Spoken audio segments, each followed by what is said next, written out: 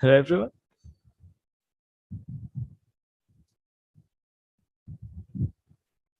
Hello. Hello. Can you all hear me now? Hello, Yes. Phoebe. Are you okay now? Yes, I am okay. And I can speak now. The past week, I had to stay in bed and couldn't talk much because it was really painful when I was trying to speak. And now it's all better because the week before the last one. So this Tisum flux, I think that is Miss Harshi, right? The name? Yes. Okay.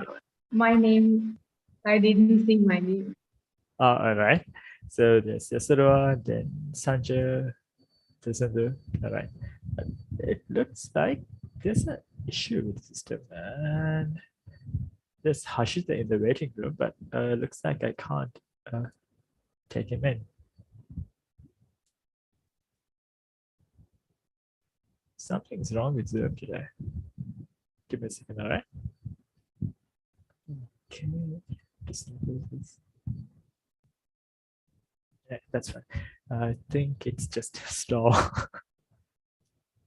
So what happened was I had a tooth that had gone in a weird way.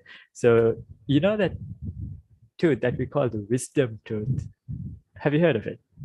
That term? I think even in Sinhala they call it Jnanadatta. Yeah, of course. I had The that coming, pain, yeah, actually. but Oh the my God. issue was it was horizontally impacted. That means the tooth before it.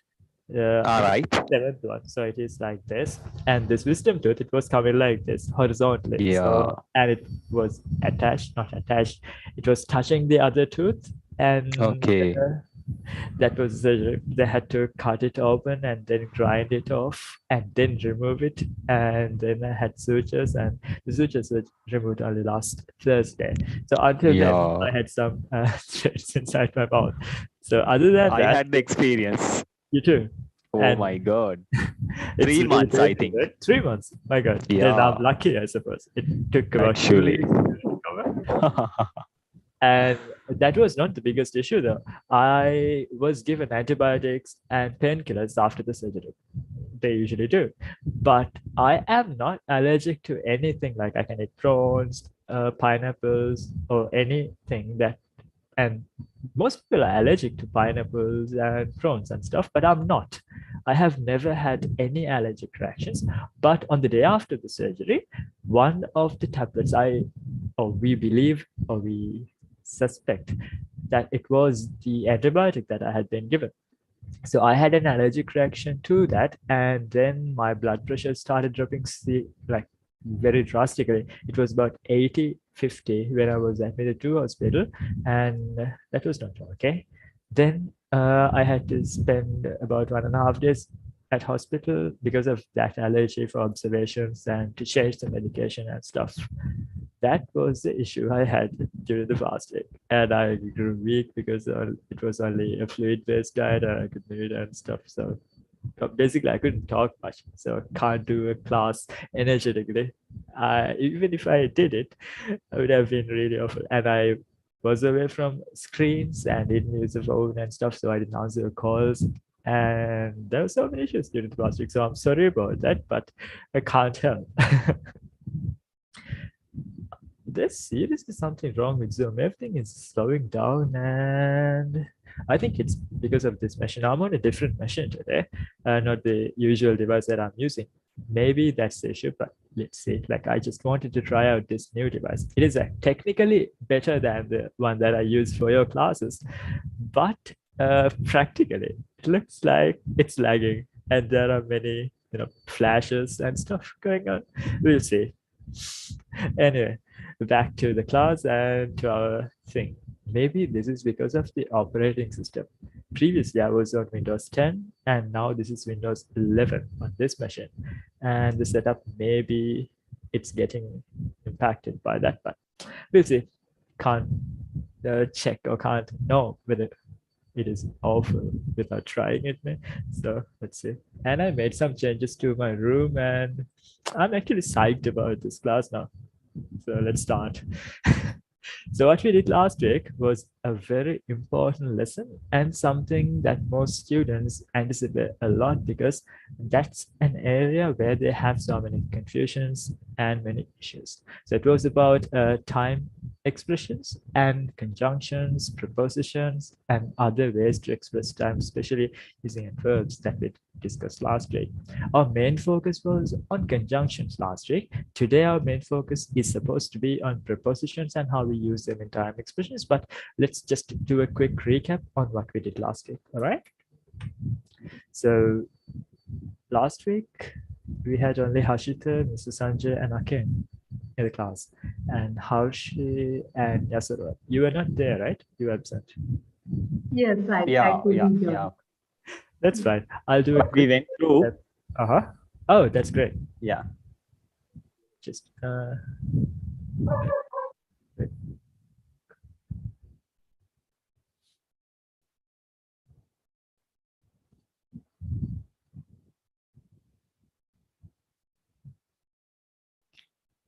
okay, so this machine, there are a few things that I needed to set up. Okay, now it is available. Let's make it a bit bigger. Right. Okay, so as I told you, we discussed about conjunctions and prepositions and time expressions, but we were supposed to do prepositions too last week, but couldn't do it because there are many, and even when it comes to conjunctions, there are a few things that you should know, and there are a few things that are confusing to many students. So basically, we have different ways that we use to talk about or say time expressions in English. Mainly we use adverbs, and that's the most common one. Adverbs in the sense yesterday, today, tomorrow. What are some other time adverbs that come to your head, which are limited to one word? So we have yesterday, today. What else? We did discuss this last week, so you're supposed to remember. When it comes to time expressions, there are how many Tonight. categories? Tonight, yes, very good. What else? We basically had a different slide about different categories that we have. We have points in time, like today, tonight, tomorrow, yesterday.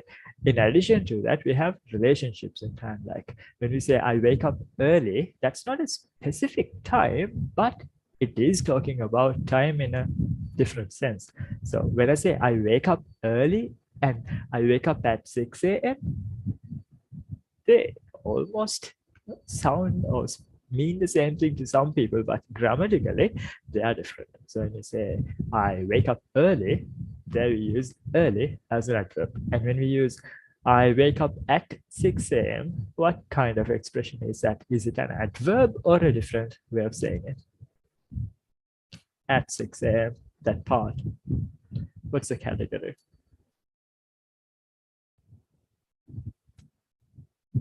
It's not an adverb, that's for sure. But what is it? When you say at 6 a.m., what kind of bucket can we put that into? I think time, yes, but grammatically, so that early, that's an adverb. Then when you say at 6 a.m., it's not an adverb, but a different way of saying it. And it was mentioned in the previous slide. I'm not going to go back because you're supposed to have look at the slides and watch the recording. I think Aken should know. It's a phrase. What kind of phrase is that?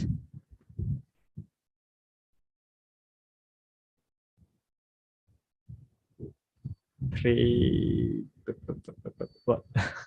Preposition.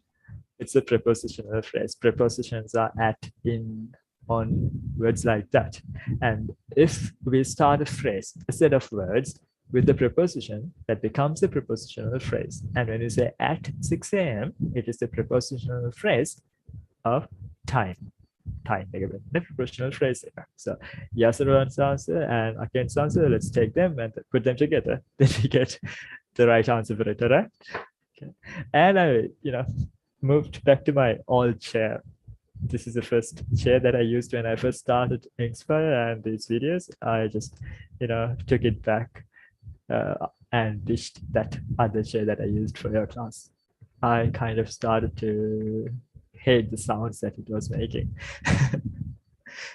A different version of me now. Right, good. Then, other than points in time and relationships in time, we talked about this.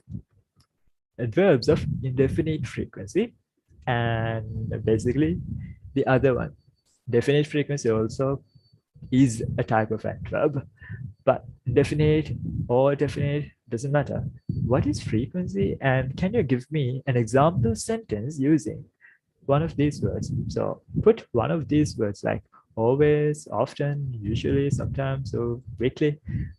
Put any of those words and try to give me an example. Let's see whether you remember the other part that we discussed earlier. So I'll just pick a name. Mr. Sanjay, would you like to give an example?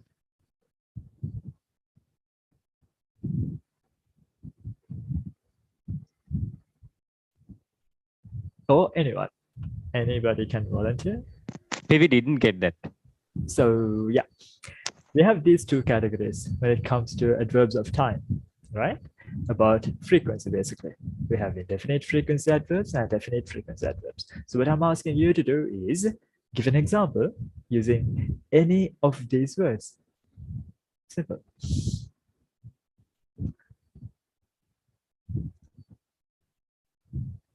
I I usually wake up at 6 o'clock. I usually wake up at 6 o'clock. So you have used this indefinite frequency adverb usually, and you have used which tense with that? You have used simple present. So I think we did discuss this when we did that lesson. Do you remember? When we discussed habits and states, where we learned a simple present, we talked about these frequency adverbs and how to use them, and we drew something like this. We drew a triangle and we had different levels to show frequency. I'm sure you remember because we have come across this triangle many times in class, and that shows how the frequency changes when we go down this triangle. We have always here and never here, and we don't actually have enough time to discuss that today because we did that last week. But let's move on. Then we moved on to this one, a conjunction, which is very frequently used in speech. So when we want to show that one action happened right after the other, we use and. And the example that we got that day was the teacher came to the class and opened the window. So the way we looked at these actions was by labeling them with colors and letters and putting them on a timeline to show the order. කෝකට පස්සද කෝක වෙන්නේ මොන action එකකින් පස්සද මොකක්ද වෙන්නේ කියන එක පෙන්නන්නයි අපි colors ඒ වගේම මේ letters පාවිච්චි කරලා timeline එකක order එක දුන්නා. මේ timeline එක හැදෙන්න මේකට පොඩ්ඩකට පස්සේ මේක කරලා. So we used that method to analyze most of the conjunctions that we discussed. So if we look at this other one, which is as soon as, that was a bit confusing because of that diagram. Let's pick another one. So this one, as long as, so when we use as long as a conjunction to show time or in a time expression, then that also shows a kind of dependency on the other one. For example, this one. So B and A, when we have those two actions or those two things, for time references, A as long as B means if B does not exist or if B does not happen, then A doesn't happen either. So if someone says,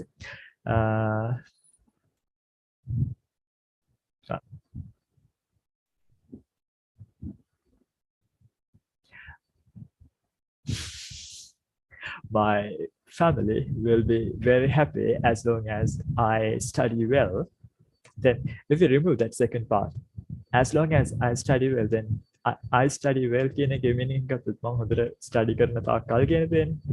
So if that doesn't exist, would the previous one be there?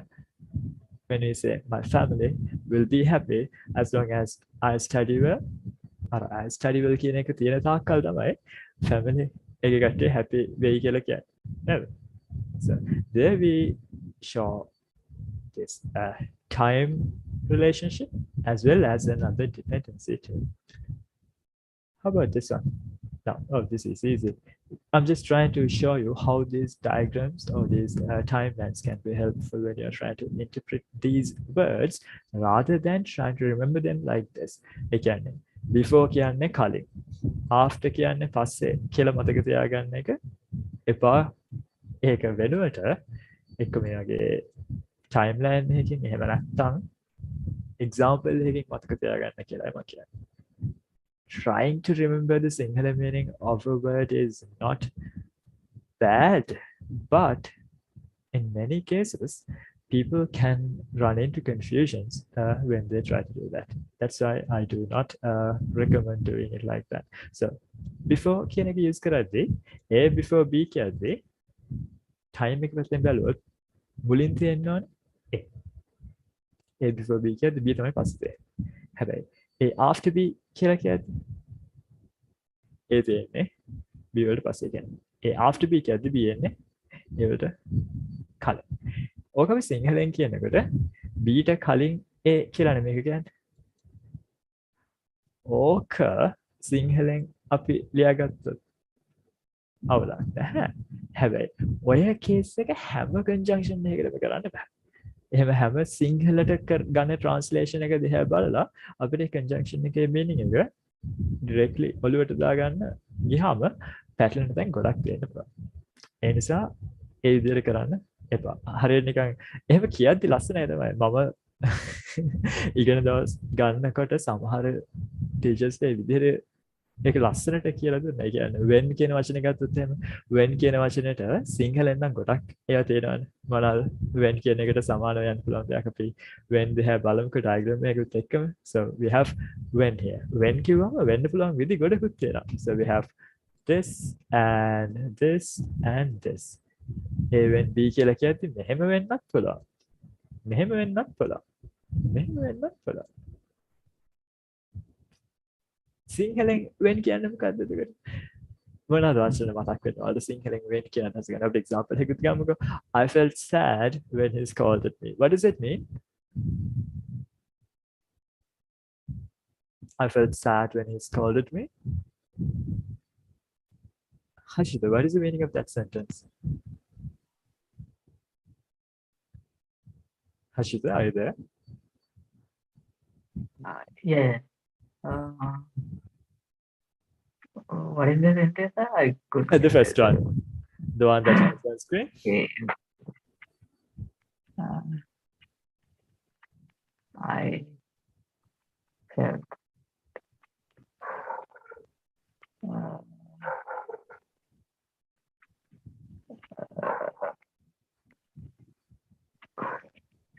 Sorry, I couldn't get that. So can you pardon me? Yeah, I'm asking the meaning of this sentence. When you say, I felt sad when he scolded me, what is the single meaning of it? Okay. Okay. මට දුක හිතුණා ඔහු බැනපු හින්දා. බැනපු නිසා බැනපු හින්දා නෙවෙයි බැනපු වෙලාවේ කියලා නේද කියන්නේ. වෙලාවේ. අපිට සිංහලෙන් අර කතා කරන විදිහට කියවනම් එයාමට බැන්නම එයාමට බනිනකොට මට දුක හිතුණා. අපිට ඒ වගේ සිංහලෙන් කියන්න පුළුවන් විදිහ කිහිපයක් තියෙනවානේ. ඒක තවත් විදිහකට කිව්වොත් එහෙනම් එයාමට බනින විට මට දුක හිතුණා. තව මොනවද සිංහලෙන් කියන්න පුළුවන් තියෙන්නේ? ඔහු මට බනින කල මට දුක හිතුණා. So is that way in Sinhala? Excuse me, Pivi. Yes. බනින කොට කියද්දී simple present continuous වගේ idea එකක් එන බැනපු වෙලාවේ කියන එකට බැනපු වෙලාවේ කියන එකට නේද මම හිතන්නේ correct meaning එක එන්නේ. සිංහලෙන් ගන්නකොට අතන හරියටම හරි. යමට බනිපු වෙලාවේ මට දුක හිතෙනවා. බනින කොට කියද්දී අර yeah බනින කොට කියද්දී අර එහෙම අදහසක් එනවනේ. මෙන්න මේ වගේ එකක් කියලා. So this is the same and this is the very reason I use diagrams rather than saying when කියන විට කොට සඳ කල කියලා කියන්නේ නැතුව අපි diagrams use කරන්නේ නිසා. So that was a very good observation too. So එයා මට බැනපු වෙලාවේ මට දුක හිතුණා. එයා මට බැනපු කොට බැනපු වෙලාවේ මට දුක හිතුණා. කොට කියද්දී මෙහෙම නෙවෙන්නේ. ඉතින් so we have that usage of when and this other one මේක තමයි එයා මට බනින කොට මට But දුක we can say, හිතුණා. Yes, Mr. Arshad. yes, we can say that මට දුක හිතුණා එයා බනිනකොට. It's also correct. Yes, we can change the order of the sentences too. Yes. So මට බනින කොට කියද්දී එයා මේ දැන් මම බැන බැන ඉන්න වෙලාවනේ මේ කියන්නේ එයා බනින කොට. මේ බනින කොට මේ බනිනවා. B වලින් පෙන්නන්නේ බනිනවා. බනින්න පටන් ගත්ත වෙලාවේ ඔන්න මට දුක හිතුණා එයා බැන බැන I ඉන්න. think the first one is past tense, no, PV? It's in the past. So he's Yeah, called me. that's the thing. වෙලාවේ මට දුක හිතුණා. He's called it. Yes. So in this one, he was Yeah. blaming. And then in the middle of going. that, I felt sad. Yes. So what's example I've given? She called me when we were having dinner. Then what's the meaning of that? And that fits the interpretation of quarter very well. අපි කෑම කකා ඉන්නකොට අපි රෑ කෑම ගන්නකොට අපි dinner ගන්නකොට එයා මට කෝල් කළා. ඒක ඊට වඩා කොට කියන්නේ නැතුව කියන හොඳ සිංහල විදි මොනවාද? අපි කෑම ගනිමින් ඉද්දි අපි ඩිනර් ගන්න ගමන් ඉද්දි එයා කෝල් කළා කියලා සිටින විට කෑම කමින් සිටින විට එයා කෝල් කළා. Yeah. So we have many ways to say this in a Sinhala. So it can be confusing if you do it like that. Like if you just look at the English word and try to get the meaning using only single and without understanding the concept, understanding the logic behind using that word there, then that can be confusing. So what my advice to you is, if you are going to teach somebody, if you are going to explain these words to somebody, and if you are going to help someone, basically, do not say when kiyanne kota kiyala kiyanne pa kiyala me kiyanne. Got it? This may be not the best method, but I really believe in the simplicity of this.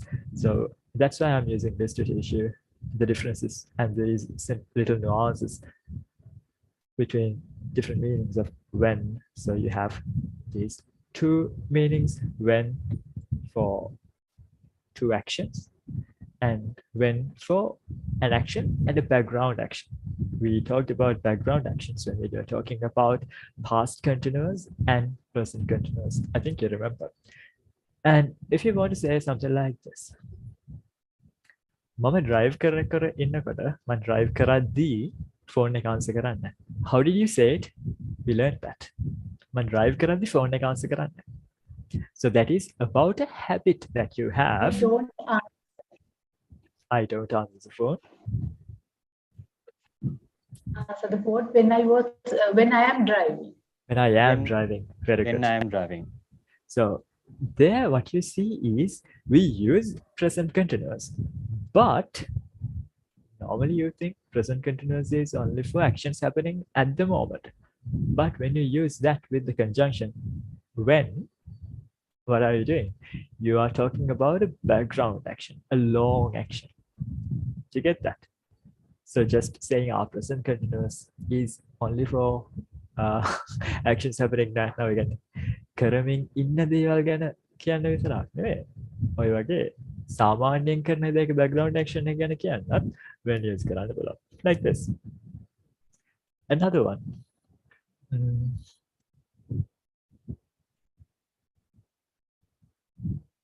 We didn't discuss it yet in class, I think. We didn't do future continuous yet, did we? No, we didn't. But we can say it. ඔයා එද්දි මං call කරන්න. How do you say it? Is it I will call you when you will be coming or when you are coming? I called you When you were coming. Are coming. It cannot be in the past continuous. So if it is in the present or if it is in the future, whichever it is, if you're talking about the background action of another action, you use a continuous tense in the present, not in the future continuous or past continuous. Right. Let's take another example.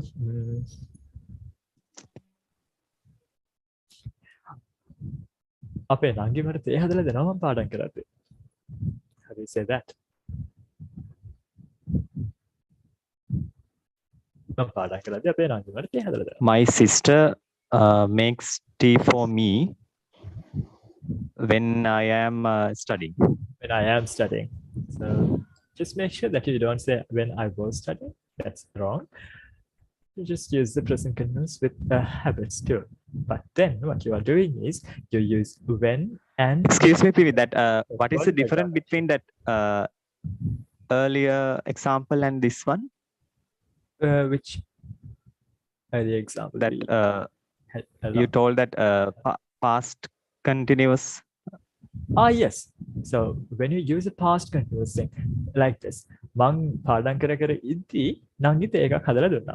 That you can say using past continuous because both the actions are in the past and the background action is also in the past and you are talking about something happened during that event.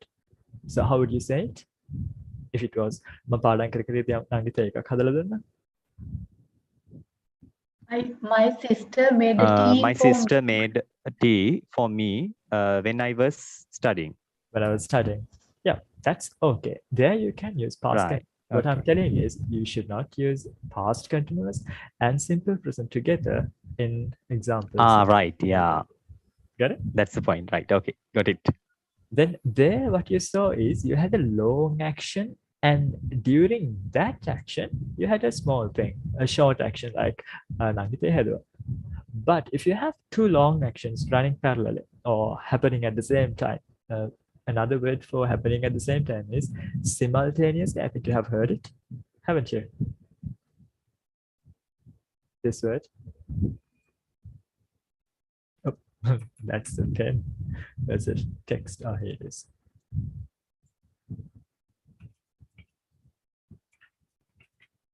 Simultaneous, so you can pronounce it as simultaneous too. So that means happening at the same time. The එකම වෙලාවෙ සිද්ධ වෙන කියන්නේ.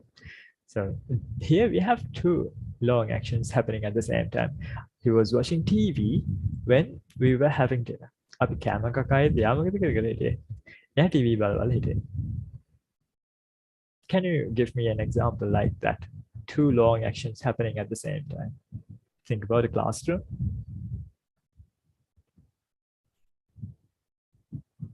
කීෂු ගන්නදී ළමයි වෙන වැඩ කර හිටියෝ අවධානය යොමු කරගෙන නෙමෙයි හිටියේ අවධානය දීගෙන නෙමෙයි හිටියේ. How do you say it? Let's ask that from Aken. I'm sure you haven't had a lot of experience in the classrooms because the online education in schools and how they conduct classes that has changed a lot during the past few years, and that's unfortunate for the new generation. Anyway, again, how would you say that example? Teacher පාඩම ගන්නත් ළමයි අවධානය යොමු කරගෙන නෙමෙයි හිටියේ යොමු කරේ නැහැ. So both of them are long actions happening for a longer period of time. So how would you say it, okay?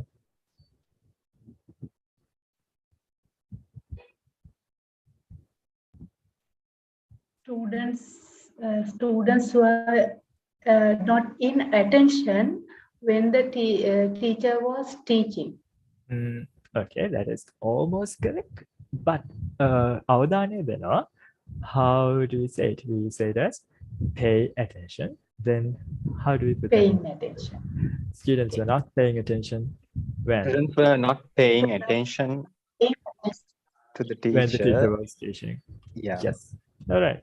So those are like there are many ways to interpret when and to use when, and there are different scenarios where you use when, right? So I do not recommend remembering when as Vitakota Sandagala, right? Don't do it. Have you been doing it? එහෙමද කළේ කරේ? when කියන්නේ විට කියලා එහෙම මතක තියාගෙන හිටියේ නෑ නේද? එහෙම තියාගන්න එපා කියලා මම කියන්නේ. Okay. So this is what we did last week, and then we talked about while. While and when in most cases they look similar to many students, but you cannot use while for instances like this, like the first one here. You cannot say this side here using while because whenever you use while, there's an implication that one of the actions is long. while use කරද්දී එකක් ඒ කියන්නේ background action එකක් තියෙනවා කියන අදහස තියෙනවා.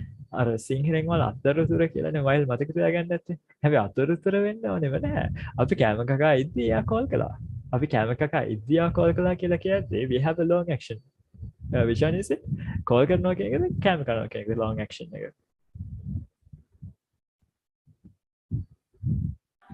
කෑම කනවා. කෑම කනවා කියන ටයිම් එක අර කෝල් එකට වඩා ටයිම් එකක් ගන්න තියෙනවා. ඒ අතර වෙච්ච එක පුංචි වැඩක් තමයි මොකද්ද? එයා කෝල් කරා. Okay?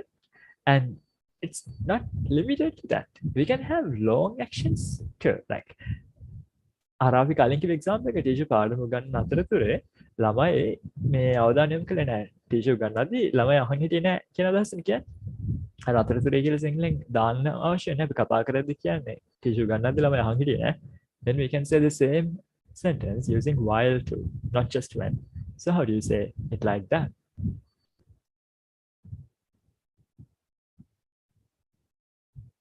Teacher ගන්නද්දි ළමයි අහන් හිටියේ නැහැ. ළමයි අවධානය දීගෙන නැමෙ හිටියේ. That.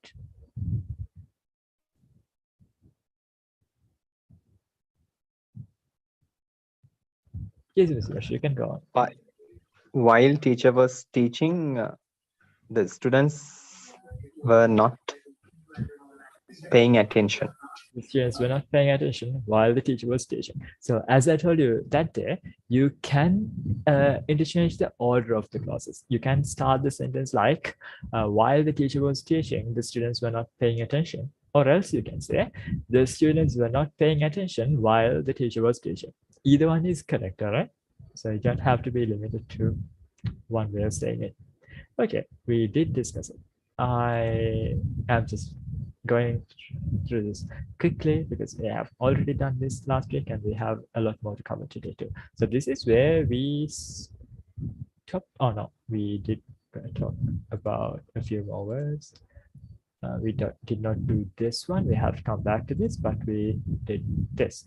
Go back and earlier. Now, who can tell me the difference between ago and earlier or before that? Can someone explain these back to me? I used these examples to talk about something or explain this concept that day. So looking at this, can you teach this to me? So you become the teacher and I'm the student. From 2022, you can talk about 2019 and 2080. That no, 15. 15 using ago. Mhm. So that means when you look back at A and B as with this point as a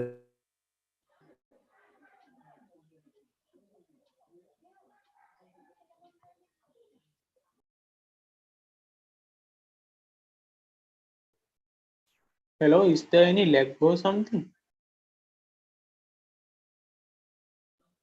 Hello. Hello. Is there any lag or something? Stuck. Yeah, I think that PV has some problem with the connection or something. Yeah, it's from PV Center, right? Yeah.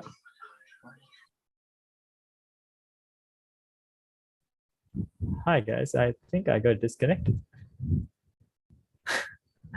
I am back and I think you're like, okay. So I was asking Yasudu on a question. I'm not sure whether you heard it. So my question was, when you look Yeah. at A from B, then can we use ago? Sorry, I didn't get PV that. Here. So now we have B. Let's go step by step. Tell me a sentence about B. B like this. B happened 3 years ago. And 3 years ago, yeah. when we talk about A, we can say we can say that A happened. How many years there? 7, sir. 4 plus 3, that's 7. 7, no? Yeah, 7 years ago. 7 years ago. But can we say A happened 4 years No, ago? we can't say that. We can't. So Ago. we can't say using ago. Then how do you say it? We can say that The idea 7 earlier. years earlier. 4 years Early. earlier, but then we have to have a reference like Oh. that. We have to imply that. The idea I'm asking you to translate the Sinhala meaning is A සිද්ධ වුණේ B ට අවුරුදු 4කට කලින්. That's the idea that you want to say. Then what are different ways to say it?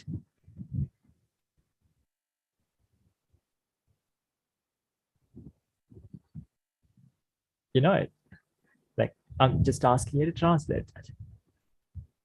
A සිද්ධ වුණේ B ට අවුරුදු 4කට කලින්. A happened 4 years before B. Yes. Another way to say it. Ago B. Using earlier. Yeah, earlier. Earlier. Hmm. So how do you say it? Can you complete the sentence, please? A happened 4 years earlier. B. There, you need to add another word. When you used earlier, it should be A happened 4 years, not just earlier. You need to add earlier than as well. Earlier than B. If you are talking about this in separate sentences, if you're going to talk about this like A7, it happened how many years ago? 3 years ago. That is correct. We know that it is correct. And it happened 4 years earlier. Now, this is correct. But when you have B in the same sentence as A, you can simply use the word earlier alone. You have to compare that with B using the word than. So B happened 3 years ago, it happened 4 years earlier, than B, or else you have to have the same sentence, the two sentences coming together, and it's better to use a semicolon there. So B happened 3 years ago, it happened 4 years earlier. Do you get what I'm saying here? ඔයාලා මට තේරුම් කරන්න මේ මොකද්ද මේ කිව්ව කතාව කියන්නේ? A happened 4 years earlier B කියලා කියන්න බෑ. It happened 4 years earlier. මොකද්ද අපිට එතන තියෙන ඕන important වචනේ? Than B කියලා කියන්න ඕන. Earlier use කරනවා. හැබැයි earlier මෙහෙම use කරන්න A පුළුවන්. සිද්ධ වෙලා තියෙන්නේ බීට අවුරුදු B ට අවුරුදු 4කට 4කට කලින් කියන කලින්. එක නේද? Yes. Then B happened 3 years ago. A happened 4 years earlier කියලා කියන්න පුළුවන්. Earlier තනියම use කරලා කොහොම නන්ද? අර අපි කලින් කිව්ව sentence එකටම අපි කියද්දි දැන් සමහර වචන කියන්නේ ඒ කියන්නේ වාක්‍ය කියන්නේ කලින් කිව්ව එකටම සම්බන්ධව තව වාක්‍යයක් එකතු කරන්නේ. ඒ වගේ කියන්නේ එතකොට earlier තනියම use කරන්න පුළුවන්. හැබැයි before වලදී than කියලා මුකුත් ඕනේ නැහැ. So the difference between before and earlier is earlier use කරද්දී than දාලා තමයි අනිත් එක කියන්නේ. එහෙම නැත්නම් අපි sentences දෙකකින් කියද්දී අපි හැමතිස්සෙම කතා කරනකොට ගොඩක් වෙලාවට හැමතිස්සෙම නෙමෙයි. ගොඩක් වෙලාවට අපි කියන දේවල් එකකට එකක් සම්බන්ධයිනේ. ඉතින් එතකොට earlier use කරන්න පුළුවන්. ඒක පෙන්නන්න when we are writing, when we put a full stop, that means that the sentence has ended. And these are the places where we use the semicolon.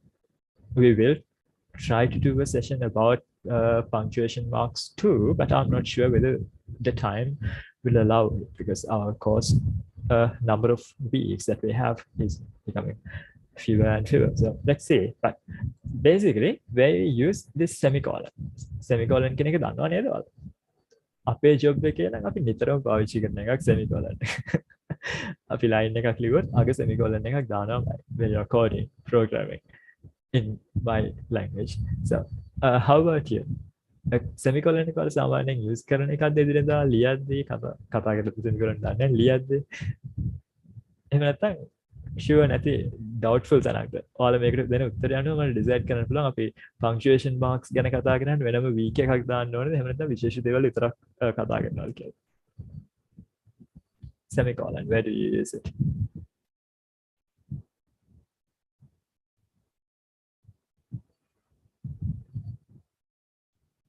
no idea Actually, yeah, we don't. I think I don't have real idea about that.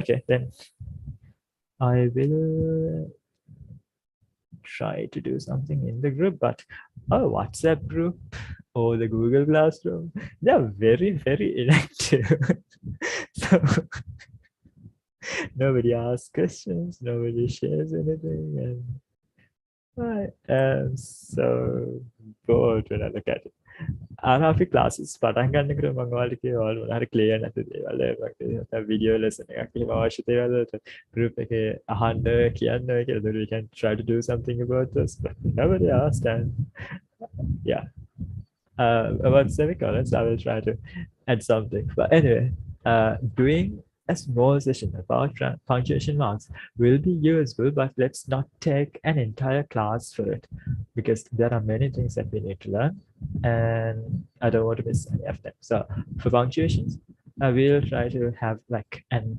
1 hour session for it. Let's see. Anyway, Hello. yes, Ryan. There's a sound. I think it's coming through your microphone. What kind of sound is that? It's like Is it like a fan? fan. Yeah. Okay, give me a second. I will...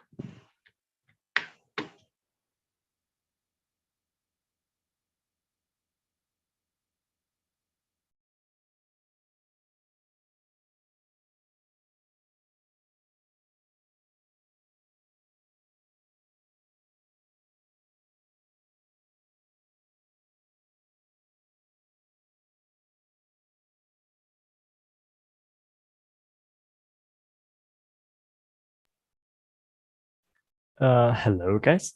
How about now? Yeah. Now it's okay. There's no sound at all now, right? Yeah. Okay, excellent. I think it was the fan. I just switched it off. But earlier on previous weeks, it was not an issue. I wonder why it is. Maybe because I changed the voice cancellation setting here. Could be that. Oh, but that's fine. I'll look at it later because this computer seems to be I responding. think it's happened when you talk when you're talking. Uh-huh. Yeah. It happened when you're talking. Okay. So even But now it's okay. now it's fine. All right. Yeah. I think that was because of this not background noise suppression. I added that, like added a manual setting to it, and that's what must have been causing it. It's not happening right now, right? Yeah. Now it's clear. Okay, cool. Now I just changed it. I'll just switch the fan on. Otherwise, it's really, really difficult to do the class comfortably. And then I'll give me a second, all right?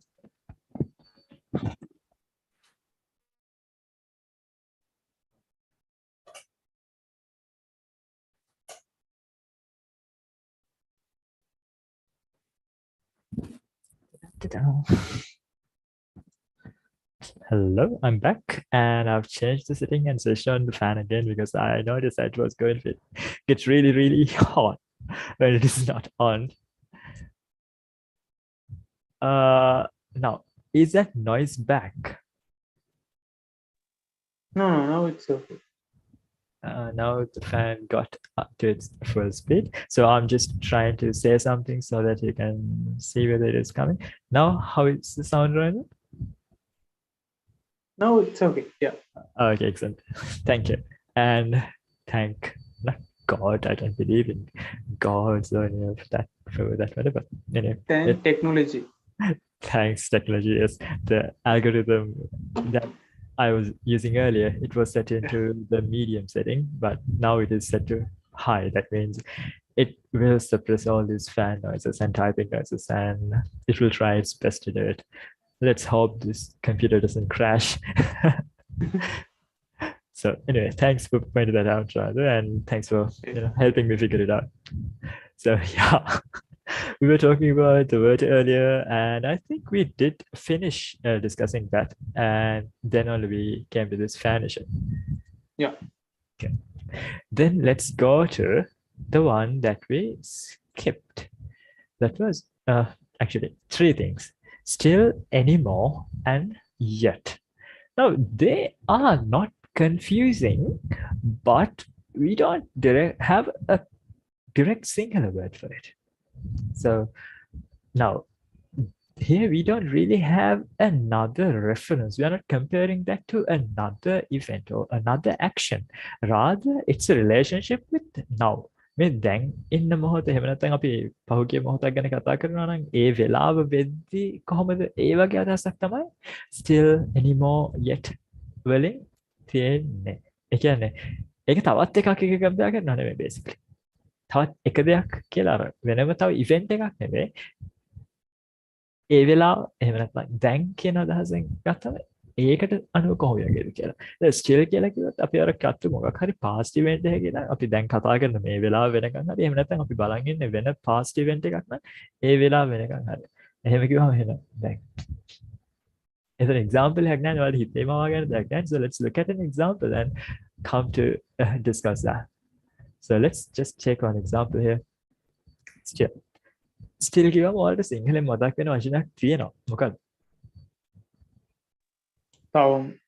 තව. හැබැයි yet කිව්වම ඔයාලට මතක් වෙන සිංහල වචනයක් තියෙනවා. මොකක්ද? තවනේ. So now here we are trying to understand the difference between using still and yet, right? So still. Still writing that essay. And this one, I haven't, let's break the words, I've not that essay yet. So when you look at these two examples, I am still writing that letter essay, and the other one, I've not written that essay yet. The words in focus are still and yet. මෙහෙම ස්ටිලුයි යටුයි දැක්කම සිංහලෙන් අපිට ඔක translate කරාම I'm still writing that essay මම තාම ඒ ලියුම ලියනවා. ලියුම නෙමෙයි මොකද essay කියන්නේ සිංහල රචනාව ලියනවා. I've not written that essay yet. මම තාම ඒ essay එක ලියලා නැහැ. එතකොට සිංහලෙන් ගත්තොත් තාම කියලා තමයි කියවෙන්නේ. But what is the idea behind that? When you say still A, we have a positive idea. A දේ තාමත් තියෙනවා කියන එක positive පැත්තට. But yet ගත්තම අපි කියන්නේ ඒක ගොඩක් වෙලාවට use කරන්නේ negative idea එකේ. තාම නෑ එහෙම නැත්නම් question එකක් වගේ use කරන්නත් පුළුවන්. හැබැයි mainly negative idea එකකට. නැහැ කියන idea එකෙන් කියන්නේ. ඒතර ඒ නැහැ දෙයක් කියනවා. අපි ඒ වලින් කියන state එක. එහෙම නැත්නම් ඒ වලින් කියන අදහස නැති පැත්තට කතා කරද්දී yet පාවිච්චි කරනවා. ඒ වගේම yet පාවිච්චි කරන ගොඩක් තැන්වල අපිට commonly not දකින්න පුළුවන්. හැබැයි සමහර කතා කරන questions වලදී yet පාවිච්චි කරනවා. ඒක වෙනම කැලලක්. not එක yet use වෙනවා කියලා දැන්ට ඔළුවට ගත්තොත් අපි තව example එකක් බලමු. example එකක් නේ මේ example එකේ timeline එකේ කොහොමද දකින්න කියලා බලමු. I'm still writing that essay කියන්නේ මේ තියෙන essay එක ලියන්න පටන් ගත්ත දේ. ඒ වෙලේ ඉඳන් මේ වෙනකන් continue වුණා කියලා කියන්නේ. එතකොට මේ වෙලාවේ ඉඳන් මේ වෙලාව වෙනකොට ඔය I'm still writing කියන කතාව writing කියන එක දිගටම continue වෙලා තියෙනවා. එතකොට අපිට මෙහෙම අදහසක් නෑ කියන්න ඕනේ. එයා තාමත් වැඩ කරන්නේ එයාගේ තාත්තගේ කම්පැනි එකේමයි. රවින්දු වැඩ කරන්නේ තාමත් එයාගේ තාත්තගේ කම්පැනි එකේ. How do we say it?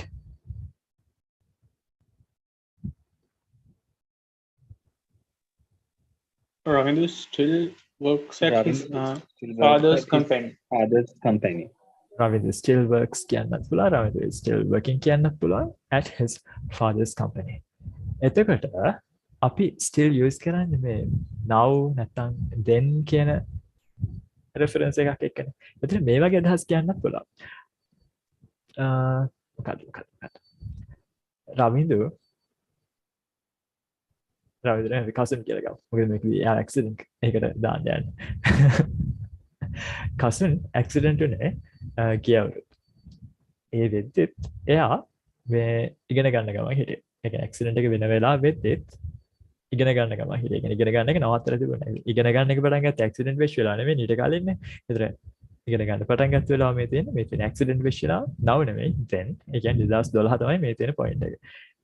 ඒ ඉගෙන ගන්න කවදා හරි පටන් ගත්ත දවසේ ඉඳන් ඒ 2012 වෙනකම්ම එයා ඉගෙන ගන්න ගමන් හිටියේ. ඒ කියන්නේ ඒ හැපුණු වෙලාව. ඒ කියන්නේ 2012 කියන එක වෙනකොටත් එයා ඉගෙන ගන්න එක නවත්තලා තිබුණේ නැහැ. Then how do you say it? Cousin accident උනේ 2012. How do you say that part? Simple. We have learnt it. Cousin met with accident in 2010. Cousin met with an accident in 2010. අපි accident එකකට අනතුරකට භාජනය වුණා වගේ අදහසක් කියන්නේ. So met with an accident කියන්න පුළුවන්. එහෙම නැත්නම් දැන් හැබැයි මෙතෙන්දී අපි අදහස් කරේ යා accident උනේ කියලා කියද්දී අපි මෙතෙන්දී කියන දේ තමයි අපි දන්න accident එකක් ගැන කියන්නේ. ඔයමයි දෙන්නම මේ ගැන නිකන් අහලා තියෙනවා අපි cousin accident එකකට ලක් වුණා කියලා දන්න ඒ accident එක ගැනයි කතා කරන්නේ. Then we can say cousin met with that accident or cousin met with the accident in 2010. Get it? Okay, that part is done. Then how do you say the other one? ඒ වෙද්දි යා ඉගෙන ගන්න ගමන් හිටියේ. ඒක වෙද්දි when that happened කියලා time expression එක දාන්න පුළුවන්. හැබැයි ඒ වෙද්දි යා ඉගෙන ගන්න ගමන් හිටියේ. When that happened, he was studying. He was He තාමත් කියන දෙයකින් he was He is Still. studying. he was still studying. So Still studying. cousin met with that accident in 2010. When that happened, he was still studying. So you can use still with that. හැබැයි yet තම පාවිච්චි කරන්න බෑ. yet පාවිච්චි කරද්දී then එකක් නැහැ. now විතරයි. then ට සාපේක්ෂව විතරයි. එතකොට අපිට මෙහෙම කියද cousin accident උනේ එදා උදේ. හැබැයි ඒ වෙද්දිත් එයා කාලා හිටියේ නැහැ කියලා කියන්න yet පාවිච්චි කරන්න බෑ. Got it? Then not yet කියන දන්නවනේ මම තාම dinner අරන් නැහැ. How do you say that part? මම තාම dinner අරන් නැහැ. I didn't have my dinner yet. I didn't have my dinner yet. තව විදිහකට කිව්වොත් එහෙම. අර I Still I haven't. didn't have my dinner. I didn't have yet my dinner කියන්නේ බෑ. yet එන්නේ හැවද ඉස්සර අන්තිමට. I haven't. I I haven't have had my dinner yet. You can use dinner present yet. perfect with yet. In American grammar, you can use a simple past and yet. So use either. So I haven't had dinner yet, or you can say I didn't have dinner yet. Either is fine. කලින් කියවාගේ cousin හැප්පුණු වෙලාවෙද්දි එයා කෑම කාලේ හිටියේ නෑ වගේ දෙයක් කියන්න yet පාවිච්චි කරන්න බෑ. Why? Yet use කරද්දී මේ past moment එකේන දැන් වෙනකන් මේ කතා කරන වෙලාව වෙනකන් සිද්ධ වෙන්නේ නැති දෙයක් ගැන කියන්නයි yet use කරන්නේ. Okay. Then what about this? Any more use කරන්න. If you talk about something that was true for some time and then at a particular point it stopped being true. For example, මම ඉස්සර පුරුදු වෙලා හිටිය දෙයක් මම ඉස්සර කරන්න පුරුදු වෙලා හිටිය දෙයක්. How do we say it? මොකක් පාවිච්චි කළාද කියන්නේ මම ඉස්සර මෙන්න මෙහෙම කරන්න පුරුදු වෙලා. මම ඉස්සර මෙහෙම කළා. I used to. I used to. We talked about that when we talked about past actions and past habits, right? So I used to මම ඉස්සර හෙනට කෝපි කරනවා. ඔයාලත් දැකලා තියෙනවද? coffee. But after the surgery, I stopped drinking coffee, and I haven't had coffee for 2.5 weeks now. So, how do you say?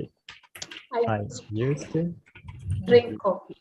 Is there any difference between then and now? Yes. I feel much relaxed, and the stressful things, they are less frequent Let's say. and not that anxious. Like those days, I was really worried about deadlines, and I couldn't sleep much. I think I am becoming better, so I'm trying to continue this habit. Not just coffee, I stopped drinking coffee, tea, and soft drinks with caffeine. So, Caffeine, yeah. yeah, so I haven't had a Coke, which is my favorite drink, by the way, or Pepsi, or Red Bull, or anything with caffeine. So I'm trying to avoid caffeine as much as possible, but I'm not sure whether I can stay away from chocolates. I used to drink coffee very often. හැබැයි දැන් coffee බොන්නේ නැහැ. ඒ කියන්නේ මම එක point එකක ඉඳලා නැත්නම් එතනින් එහාට නැහැ. Then you use the word anymore.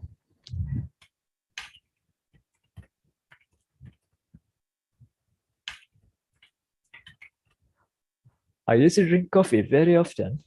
I don't drink it anymore. Here, this it part, it's kind of redundant. You can drop it if you want. It කිව්වත් එක නැත්නම් එක අපි කලින් sentence එකේ කියලා තියෙන්නේ මොකක්ද කියලා අදහස් වෙනවනේ. ඒ නිසා එතනින් දැන් කරන්නේ නැහැ කියන එක කියන්නේ you can say I used to drink coffee very often. I don't drink it anymore. So what you have to notice here is when we use anymore, you have this negative value. Negative. So it usually goes with the word not or different way of saying not. Like you can use never to say it.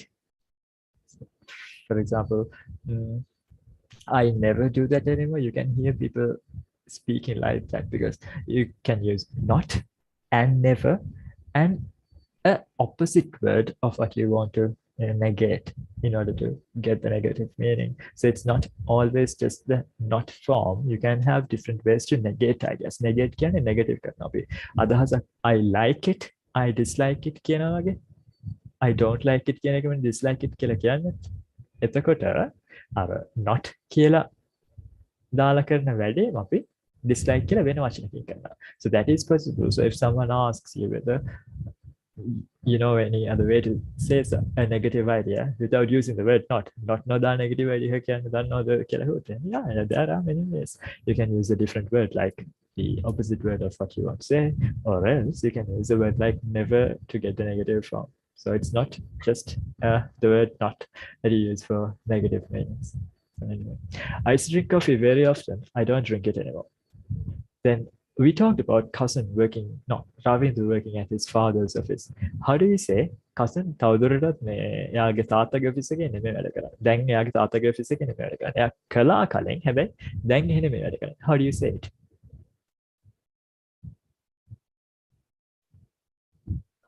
Does not work his father's company anymore. Cousin does not work at his father's company anymore, or cousin is not working at his father's company anymore. Great. Another one. Mama කියලා එකක් අපි කියවනේ වෙන කෙනෙක්. සඳුනේ රට යන්න වෙනවා නෑ තවදුරටත් ඒ කියන්නේ. දැන් ඊයේ අරගලේ නිසා ඒ දේවල් ටිකක් සෙටල් වෙන තත්ත්වයකට ආවනේ. එයා හිතන් හිටියේ රට දාලා අත්හැරලා යන්න. හැබැයි දැන් කිව්වා යන්න නැහැ කියලා. ඒක අවශ්‍යයි. එයාට තවදුරටත් රට යන්න වෙනවක් නැහැ.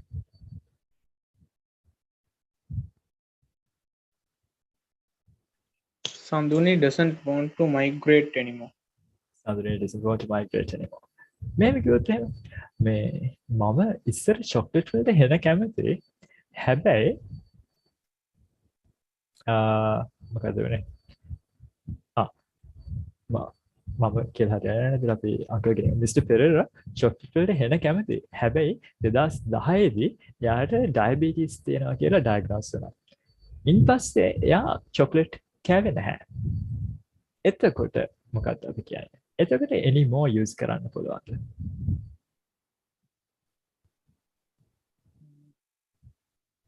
Yeah. Didn't use anymore. Then how do you say it? Uh, Whole concept. Mr. Pereira used to eat chocolate. eat chocolate. or Eat chocolates, yeah. then එයාට 2010 diabetes තියෙනවා කියලා diagnose කරගත්තා. After he You can say got, it in a simple sentence. what?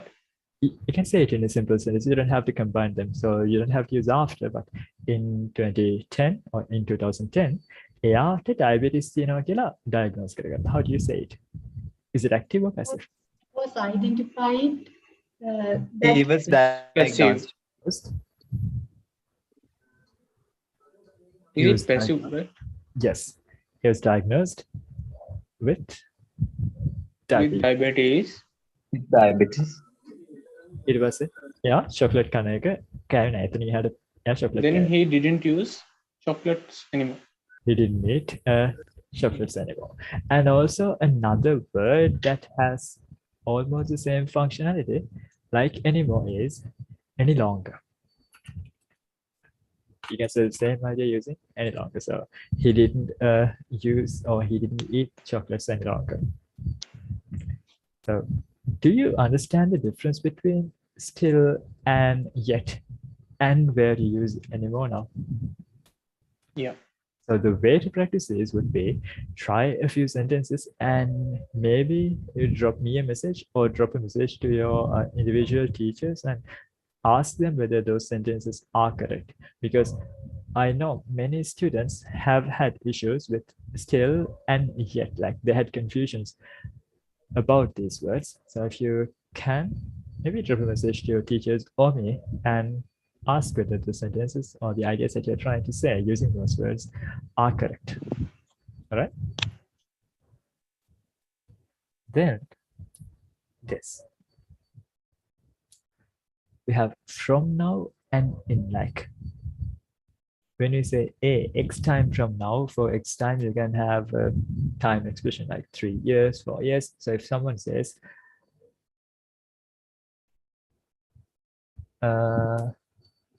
A, for A we'll have, or we'll add, a sentence about the president. So how do you say it's at 10 today? තව දවස් තුනකින් ජනාධිපතිතුමා resign වෙයි. How do you say it? After 3 days, No, no, no, president using the will time resign. expression. Not after 3 days. දැන් ඉඳන් දවස් තුනකින්. From, can I start with from now? Yes. Three From days now, from now, what should happen? the president will resign. Resign. Step down. Yeah, step down.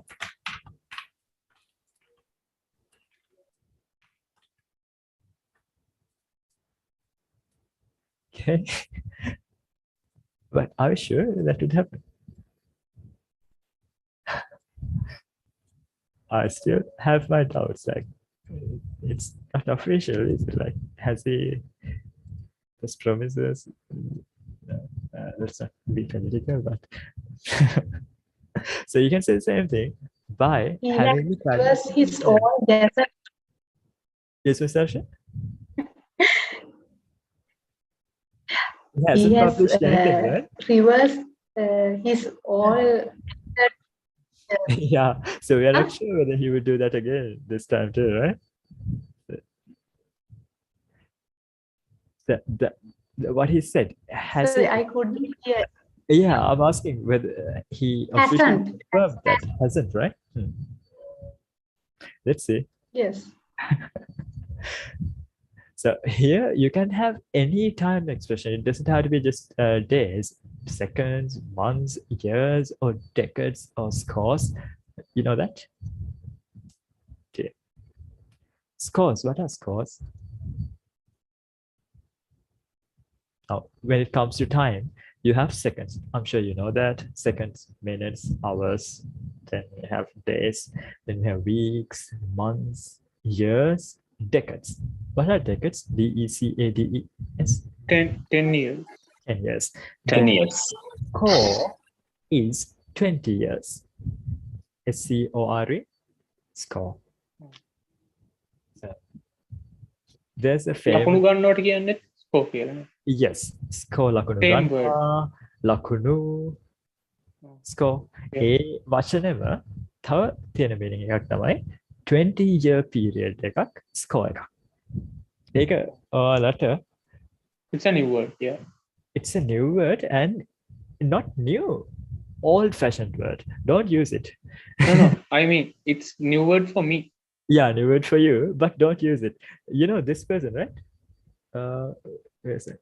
This one. Okay. Yeah. Lincoln. So Lincoln's most famous speech starts with that. 8 years ago, something like that. අවුරුදු 84කටද කොහෙද ගලින් කියලා කියන්නේ? අවුරුදු 7 years ago. එයාගේ famous speech එකක් පටන් ගන්න එහෙම. කියලා කියන්නේ අවුරුදු 80ක් කියන්නේ. ඉතින් ඔක 80 years ago කියලා කියන්නේ බැරිුණාද? කියන්නේ 24 වැඩි කියලා කියලාද? 8 decades ඉවර නම් ඉවරයි. 8 decades කියන්නත් පුළුවන්. speeches කියනකොට හරන මිනිස්සු මහා අමුතු වැඩ කරලා තියෙනවා. And some languages, they have weird numbering systems too. Like in French, like in English, how do we count? We count to 10, then we have multiples of 10. We have 10, then we have 20, 30, and if it is 23, that's how we say it, right? Yeah. But I have seen that in some languages, the way they say those numbers are a bit different. So they don't directly say 23 or something. They have different ways. I'm not, I don't have the direct, yeah. I don't have the direct reference at the moment, but recently I read that. So languages and looking at how languages evolved, that is fun and interesting. So if you are interested in doing something like that, my best advice to you is start reading books and old articles and stuff by different people.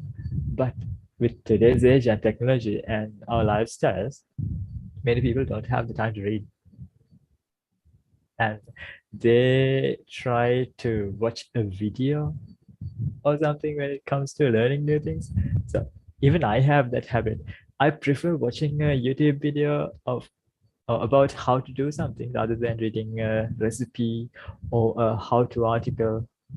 But I know that is not a very good habit if you are trying to improve your language. They are good for improving your listening skills and speaking skills for that matter. But the more you read, the more things that you put into your head via your eyes, that helps a lot when it comes to your writing skills, your spelling, and thereby your listening skills as well. I think we talked about how reading helps you to improve your listening earlier. So I have to stress that. Try to read as much as possible and try to read something every day, because it doesn't have to be a printed book. You can read articles and stuff, because when you read, the more you read, the more patterns in the language that you absorb into your head, and that helps you a lot when it comes to your listening. So when you hear something, if you had previously read that somewhere, your inner ear or your head knows that this is a chunk that is possible in this language. And when you hear something, if you had previously read that, your brain will try to make connections, and that will help you to extract those chunks of words that you hear when you are listening to something. මොන හරි දෙයකට අහුම්කම් දෙනකොට අපි අර ඒක කලින් කොහේ හරි කියවලා තිබිච්ච දෙයක් නම් අපේ ඔළුව දන්නවනේ වචනක සද්ද මෙන්න මේ වගේ කියලා. එහෙම නේ රීඩින් කරන්නේ. වචන දැක්කම සද්ද කියන මිසක් අපි අකුරෙන් අකුර ගලපලා වචන කියනවා නෙමෙයි. අර වචනේ shape එකට තමයි සද්ද හදාගත්තේ. In the same way, ඔයාලගේ listening skills improve කරගන්න දවන්නත් පුළුවන් දෙයක් තමයි reading. ඒ කියන්නේ අපි වචන කියවනකොට ඔළුව ඇතුලේ මේකේ සද්ද ලාවට දැනගන්නවා. ඒක අපි කොහේ හරි ඇහෙනකොට ලියලා තියෙන්න ඕනේ. ඇහෙනකොට මෙන්න මේ වචනේ වෙන්නේ නැති කියලා ඔළුවට මතක් කරගන්න. That's a nice thing about our head when it comes to language learning. So read as much as possible, and that will definitely help you to improve all your skills. All the four. Reading obviously improves when you are reading. Then when you read things, when you are writing things, those things that you read, they come back to you to write. So that's the second step. Then reading helps you to improve your listening. Listening improve කරගන්න දාන දැන් අවශ්‍යද කියලා වගේ. ඒතර ඔය තුනම පුළුවන් කොට speaking කොහොමද පුළුවන් වෙනවද? So read. Okay? So do that. Can you promise me to read something every day? Everyone. Alright. Yasura? Hashita? Yes. Read something. Yeah, I usually read, but not from books, from phone paragraphs. Yeah. That is good. Reading, it can be printed text, it can be digital media, whatever it is, read more than you consume videos, because videos and just audio. If you don't have enough time, but enough time කියලා අපිට කන්න බොන්න වෙලාව තියෙනවා. මොකක් හරි දෙයක් කියවන time එක කියවන්න. Yeah, I usually read that some cards on FB. Cards. Then What? The things post people said before. Is it? Quotes. Yeah. I heard Yeah. cards. Yeah, quotes are Quotes, great. Yeah, that's a good thing too. That's in I English. remember. And, yeah, I shared sort of.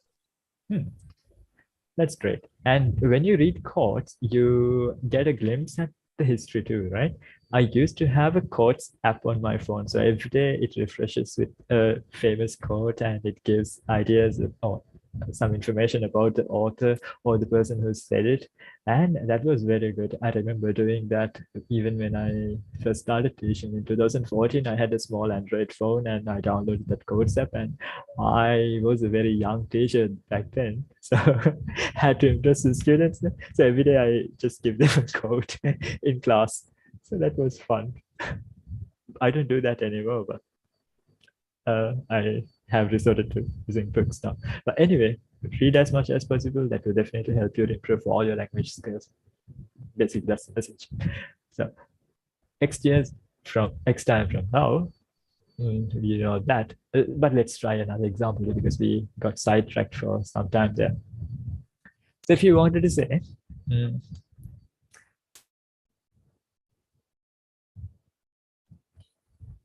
තවද අවුරුදු 3කින් මම මගේ degree එක complete කරලා තියෙවි. So those who are in university, so how do you say that? තවුරුදු 3කින් තවුරුදු 3ක් යද්දී මම මගේ ඩිග්‍රී එක කම්ප්ලීට් කරලා තියෙවි.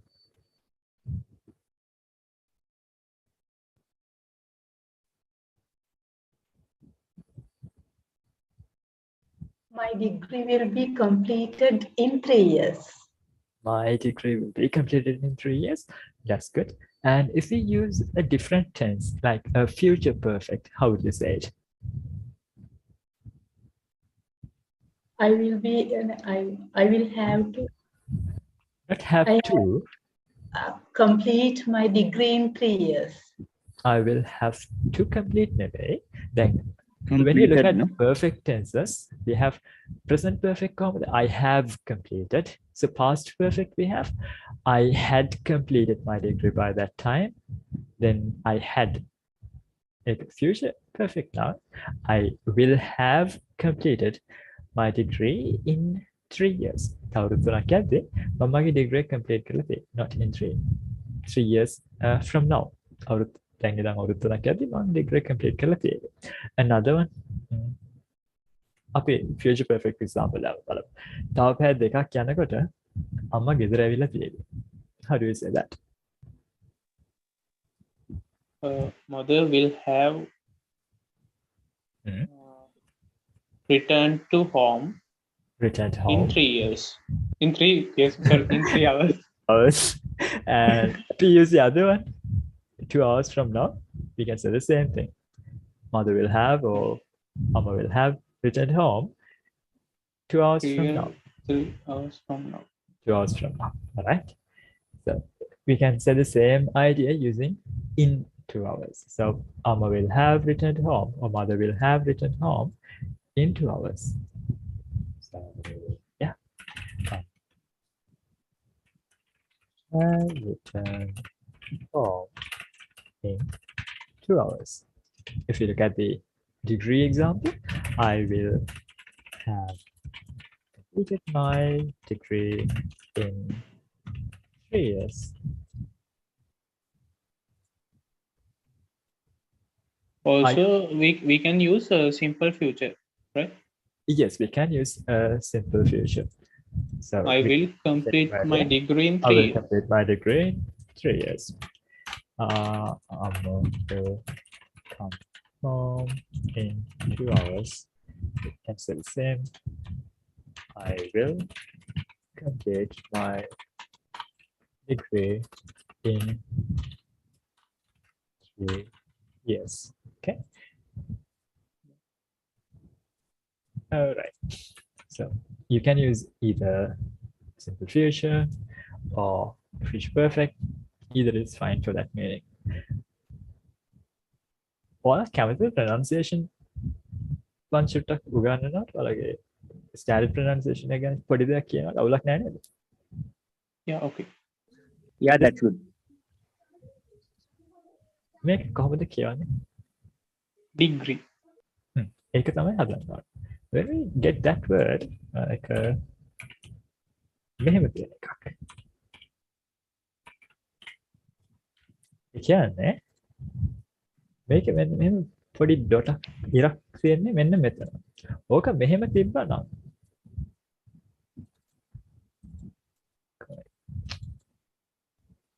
මෙහෙම තිබ්බා නම් අපි අයිව දාමුකෝ. නැත්නම් ඊ ඔය දෙකේ පොඩි වෙනසක් වෙනවා. මෙන්න මේ ඉරි කැලේ Yeah. තියෙන. That's called stress. Syllable stress. වචනයක් අපි ගත්තාම වචනේ අපිට කැලි කැලි වලටනේ අපි pronounce කරන දැන් degree. කැලි දෙකයි නේද? Yeah. Dictation කියොත් syllables අපි දකින්නේ කොහොමද? Dictation. Syllables තුනක් දකිනවා නේද? Beautiful syllables කියලා. 2. Beautiful. Oh, තුනක්. 3. Then museum. Museum. Music. Then danger. Danger. How many syllables? 3. 3. It's Danger. difficult to understand. Yeah. I mean, Danger. Danger. 2. Then address. Address. Okay. So there in Sinhala we don't have that issue. Let's take some Sinhala words too. Sinhala වචන ටිකක් කියන්න. Yes, right. Sinhala වචන එකක්. address. Lipine. Lipine. Okay. Lipinaya.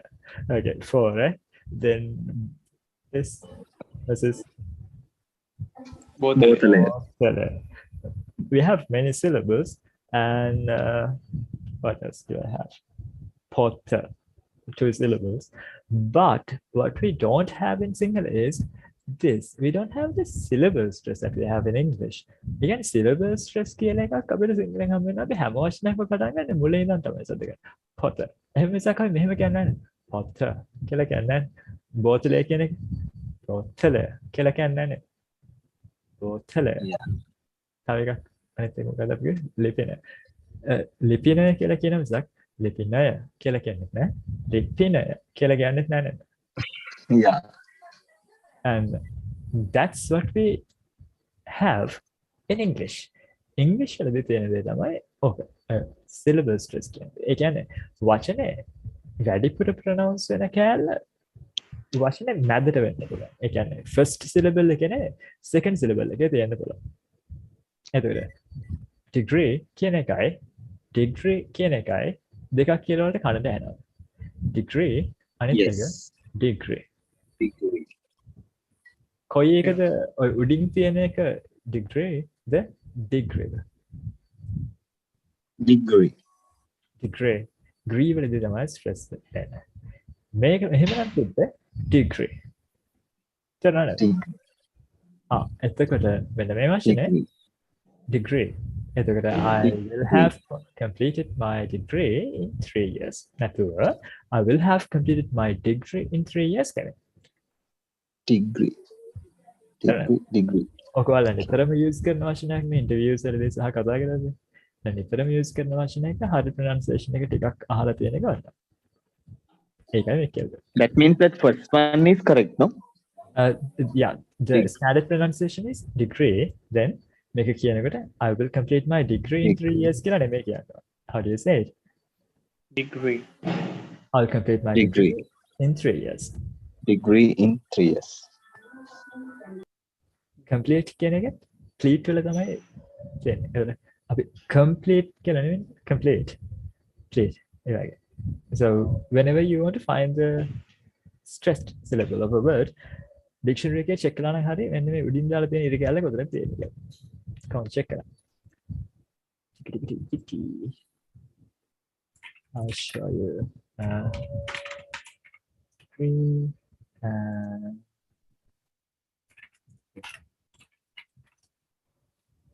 The PDF book that you put to a classroom. ඒකේ තියෙනවා. Yeah. And also if you just go to Google and මට පේනවාද ඔයාලට පේනවාද කියලා පේනවනේ පේනවනේ so this see here so when you type define and the word Google automatically gives this dictionary entry shows it more so here you can see this මේ උඩින් තියෙන ඉරි කැලක් තියෙනවනේ ඕක තමයි අරම කමාවක් දාලා පෙන්නන්නේ එතකොට මේ කැලෙන් තමයි සද්ද වැඩි වෙන්නේ මේ දෙවෙනි කැල එහෙනම් degree කියන්නේ අපි අනිත් ගත්ත වචන complete so complete නෙවෙයි complete complete වලින් තමයි සද්ද වැඩි වෙන්නේ තේරුණාද Yeah. say another word sure nothing විතර අල්සනස් ලක්ෂණ එක්ක වෙද කියන්නේ මේක මේක නෙවෙයි Museum. museum අපි යනකොට ගොඩක් වෙලාවට සිංහලෙන් වචන ඉගෙන ගන්න සිංහලෙන් ඉංග්‍රීසි ඉගෙන ගන්න ඉංග්‍රීසි ඉගෙන ගන්නකොට සිංහල පාවිච්චි කරලා ඉගෙන ගන්නකොට කොහොමද ඉගෙන ගන්නේ සිංහල වචනේ සද්ද සිංහලෙන් ලියන්නේ එතකොට ගොඩක් දෙනා පුරුදුලා තියෙන්නේ කොහොම කියන්නේද museum කියලා කියන්නේ එතකොට stress වෙන්නේ කොයි කැලේද කියන එක අනුව සමහර තැන්වල meaning එක වෙනස් වෙන්න පුළුවන් මට එහෙම example එකක් common example එකක් මතක් වෙනවා එතකොට ඔය stress කියන එක වැදගත් වෙනවා pronunciation එක ගන්නකොට අපි ඒ stress සම්බන්ධව සහ මෙන්න මේ symbols කොහොමද තේරුම් ගන්නේ කියන එක කතා කරන session එකක් තියෙනවා connected speech and pronunciation වලගේ අන්තිම session වලට කිට් වෙලා ඉතින් එතකම් මේක ගැන ලොකුවට හිතේ නැතුවට කමක් නැහැ but when you learn new words when you see the pronunciation පොඩ්ඩක් බලන්න මේ stress marker එක කොහෙද තියෙන්නේ කියලා syllable stress කොතනද තියෙන්නේ කියලා then that will help you to some extent to get the words pronunciation right let's take another common word so we have this මේක හරියට කියන අය It's a normal one. normal Normal pronunciation. Sinhala වගේ වචන normal Sinhala වගේ pronunciation සිංහලෙන් හැම වචනයකම stress එක තියෙන්නේ මුල ඉතින් මුල තියෙනකොට අපිට වරදින්නේ නැහැ dictionary නැතු dictionary නෙවෙයි හැබැයි මේ වගේ වචනයක්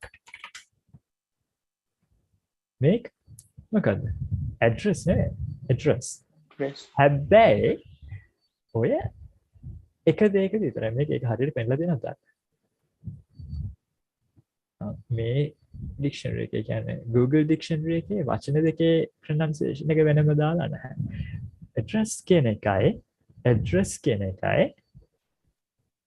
English වලදී වචන දෙකක් විතර ගන්න පුළුවන්. ඒ කියන්නේ address second syllable එකේ stress වෙන එකයි මේක මුලට ආවම address කියන එකයි ගන්න පුළුවන්. address කියන්නේ එකක්. address කියන්නේ තව එකක්. කරන්නේ අපි address ලිපිනේ සහ අර address කරනවා කියලා අන්න So we'll talk about this when it comes to pronunciation. I just wanted to show this to you because I heard many of you pronounce this word as degree, and I thought it was a nice moment to show you that there's something like this. Okay, so pronunciation ගැනට අකමැති කෙනෙක් කියනවා නම් තරහ ගන්න එපා. I know some people don't like to learn pronunciation. They say after Sinhala විදියට ඉංග්‍රීසි කතා කරන්න ඕනේ අපිට අපේ විදියට දෙනවා ශ්‍රී ලංකන් ඉංග්‍රීසි දෙනවා එහෙම. But yeah, that is okay. But there are some words that you should learn the way that the other people pronounce those. It's a bit different. අනිත් අය pronounce කරන දේ පොඩ්ඩක් වෙනස් කියන එක දැනගෙන ඉන්න එක වටිනවා. අපි එහෙම නොකලට අවුලක් නැහැ. එයාලා එහෙම කරන්නේ නැතිව යන්න පුළුවන් කියලා දැනගන්න. මොකද අපිට අහුම්කම් තියෙන දේ තේරුම් ගන්න පුළුවන් වෙන්න බෑ. That's why I teach pronunciation not to change you. ඔයාලා වෙනස් කරන්නේ නැහැ. Alright? Okay. Then next one. Since and from da da da to talk about duration. මේ කතා කරන්නේ duration එක. Duration එක කියලා කියන්නේ මොකක්ද? කොච්චර කාලයක්ද කියන දේ ගැන කියන්නේ. එතකොට මම නෙමෙයි රවිදු ගැන කතා කළේ. රවිදු එයාගේ තාත්තගේ කම්පැනි එකේ දැන් අවුරුදු 5ක් තිස්සේ වැඩ කරනවා 2022 නෙමෙයි එහෙනම් 2017 ඉඳලා. How do we say that? And what is the tense we need for it? 2017 ඉඳලා cousin එයාගේ තාත්තා cousin නෙමෙයි රවිදු එයාගේ තාත්තගේ කම්පැනි එකේ දැන් අවුරුදු 5ක් තිස්සේ වැඩ කරනවා. We learned a tense to talk about such actions. We started that action in the past and that action continued up to now. Past moment එකේද මේ වෙනකන් continue වෙච්ච දෙයක් ගැන කතා කරන්න අපි use කරන tense එකක් තියෙනවා අපි ඒක කතා කරා. ඒකෙන් අපි කොහොමද මේක කියන්නේ? රවින්දු වැඩ කරනවා කියන්නේ කියන්නේ Has been working. එයාගේ තාත්තගේ කම්පැනි එකේ වැඩ කරනවා. Ravindu has worked Has been working. working. present perfect, right? His father's company. Present Perfect continuous. continuous. And has been working at his father's company Since 5 years. Yes. 2017.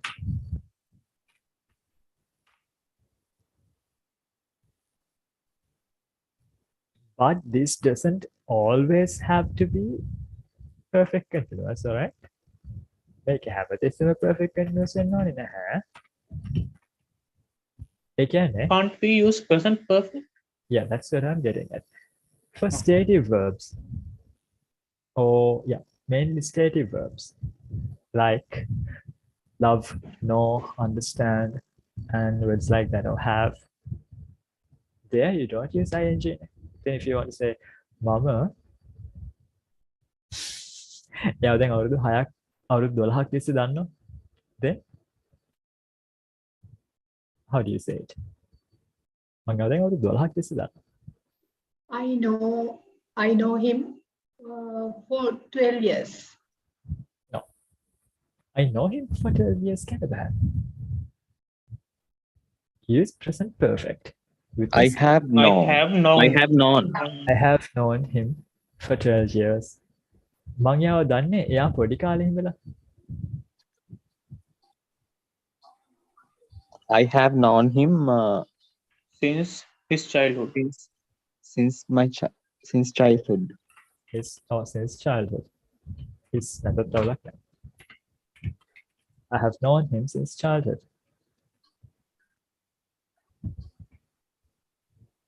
I know him for 12 years kind of better.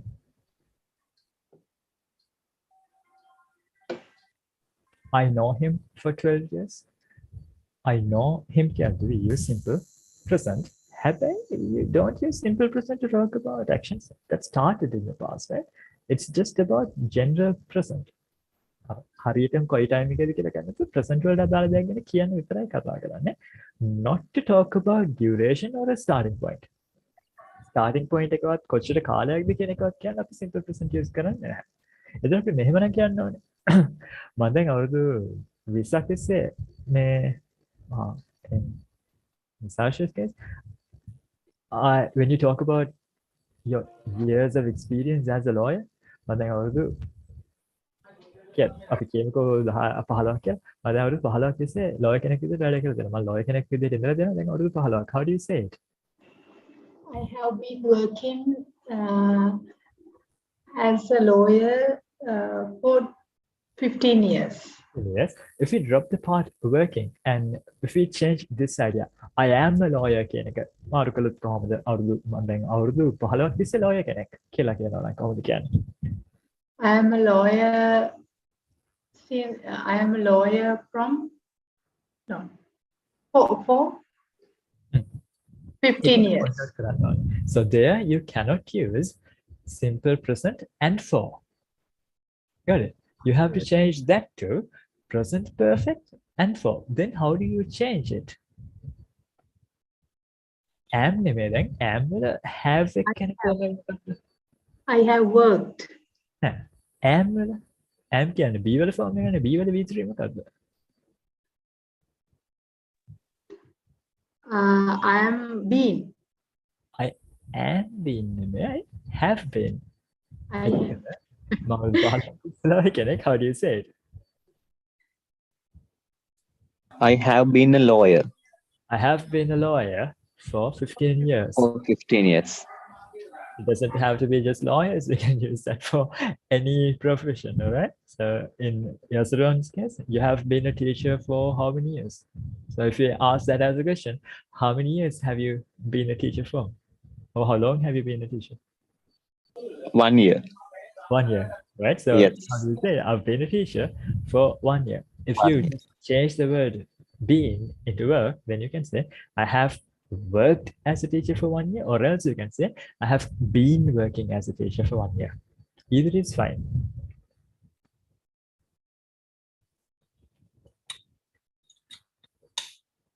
What you have to remember is you don't use simple present to talk about duration like this.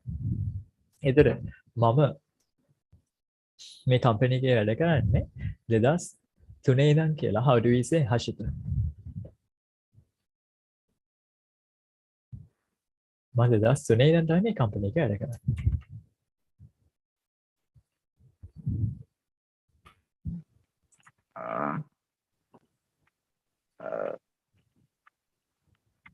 I work here since 2003. Simple present නේද use කළේ. Simple present නෙමෙයි වෙන එකක් නේද use කරන්න. Present perfect හත් present perfect continuous හත් නේද use කරන්නේ sense එක. එතකොට I have worked at this company since 2003. එහෙම නැත්නම් I have been working at this company since 2003. Okay. ඒක මතක තියාගන්න. Simple present එකම since use කරන්න. Since use කරද්දී එක present perfect එහෙම නැත්නම් present perfect continuous එක. හැබැයි එතකොට මෙහෙම ඒවා. දැන් 2003 ඉඳන් මේ වෙනකම්. එහෙම නැත්නම් දැනට අවුරුදු 15ක් ඔය කතානිකේ. එතන past time එකේ ඉඳන් දැන් වෙනකන්නේ ඔය කියන්නේ. Then you can use since. However, if it is something like this, where you don't refer up to now, දැන් වෙනකන් නෙමෙයි refer කරන්නේ. අතීතේ මොකක් හරි වෙලාවක ඉඳන් තව මොකක් හරි වෙලාවක් කරනවා. එහෙම නැත්නම් අනාගතේ මොකක් හරි වෙලාවක ඉඳන් තව මොකක් හරි වෙලාවක් කරනවා. Then you cannot use since. එතකොට since use කරන්න බෑ. So basically, where do we use since? Since use කරන්නේ past time එකේ ඉඳන් දැන් වෙනකන් නම්. ඒකනේ දැන් ඔය company වල නම් වලින් අර logo එකට යටින් දාලා තියෙනවා දැකලා තියෙනවද? කාගේ S එකකින් දාලා තියෙනවනේ since 1922ද. හරිද ගන්න. දැකලා නැද්ද ඔයාලා? ඔය hotel වල එහෙම නැත්නම් restaurants වල එහෙම දැකලා තියෙනව නේද? ගොඩක් අය logos වල යටින් ඒකල දාන. කාගේ S එකේ දාලා තියෙන උඩින් since 1844 මෙන්න මේ වගේ. අන්න ඒ වගේ ඒවයින් කියන්නේ මොකක්ද? 1844 ඉඳන් මේ වෙනකන් කියන දේ. හැබැයි ඔය දේ කරන්න බෑ අපිට මේ past time එකේ ඉඳන් තවත් time එකක් වෙන එක. ඒකට හිතන්නකෝ දැන් මේ රටේ තියෙන තත්ත්වෙත් එක්ක කාගේ company එක bankrupt වෙලා බංකොලොත් වෙලා මේ ඒගොල්ලෝ රටත් අතහැරලා business එකත් නවත්තලා ගියා කියලා. එතකොට ඒගොල්ලෝ activeද? No. Ah. No. එතකොට කියලා දාන්න බලන්න. බෑ. එතකොට මේ අර gravestone එක දානවා වගේ from මෙදායි මේක කියලා දාන්න. එතකොට since 1844 කියන එක valid නැහැ ඒගොල්ලෝ දැන් active company එකක් නෙවෙයි. Now, where do we use this practically? Make it practically, you all use current law. Go ahead. When you When we discuss about graphs, discuss about drafts, but in your life, on your CV, your resume, CV එකේ දානවනේ work experience එහෙම නැත්නම් Work experience. අපේ මම ABC company එකේ වැඩ කළා 2014 ඉඳන් 2018 වෙනකන්. ඊට පස්සේ 2018 ඉඳන් වැඩ කළා DEF company එකේ 2018 ඉඳන් 2020 වෙනකන්. ඊට පස්සේ 2020 ඉඳන් දැන් වෙනකන් වැඩ කරන්නේ F වලින් පස්සේ මොකද? GHI company එකේ. එතන companies තුනක වැඩ කරලා තියෙනවා. ABC වල මුලින් ඊට පස්සේ DEF වල ඊට පස්සේ GHI වල. So when I add that on my CV, can I say since 2014 to 2018 at ABC company? I can't. That should be I worked or at ABC from 2014 to 2018. Then second one, DEF 2018 to 2020. But then where I'm currently working, there, that's we say that then we can make it at There we can use, I think, past Yes, tense sir. in TV. yes, there we can use past tense, but here From to. that's it, When we use that from to, So yeah, Yeah. let's look at the whole example. Otherwise, you just have to think of a resume and imagine a lot of things. I'll write them. So yeah, I worked at where ABC from 2018 to 14 to 18. 18. Then I worked at DEF from 2018 to 2020. I have been working at GHI since 2020. Dedicated. මේ දෙක තියෙන්නේ past time එක 2014ත් past 2018ත් past ඒක කියන්නේ අපි use from and to.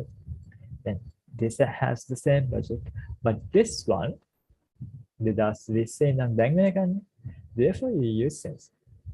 එතන from use කරන්න බෑ. පුළුවන්.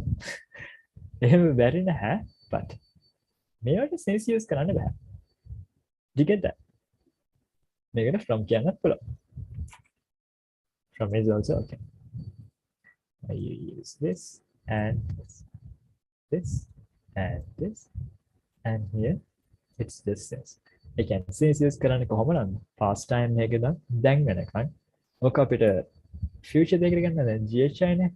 ඕකෙන් අයින් වෙලා 2020 ඉඳන් මේ වෙනකන් වැඩ කළා. ඉස්සරහට මම බලාපොරොත්තු වෙන 2025 ඉඳන් 2030 වෙනකන් වැඩ කරන්නේ JKL company එකේ. එතකොට since කියන්න පුළුවන්.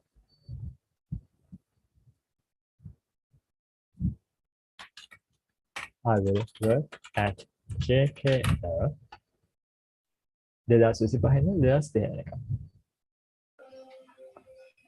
from.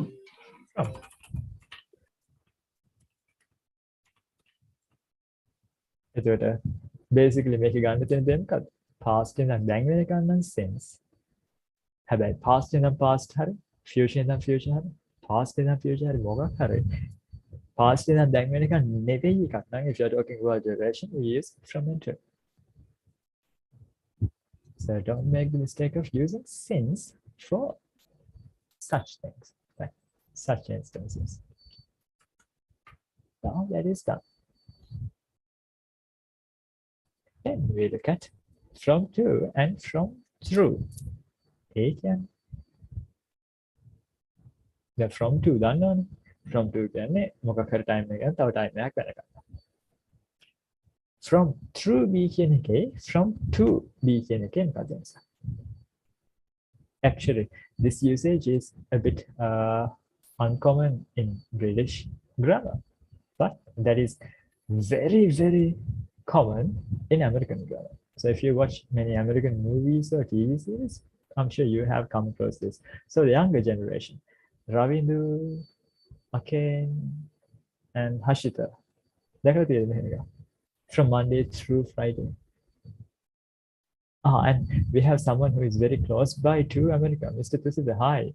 You didn't speak a word during the session. I'm sure you have heard this. What does this mean?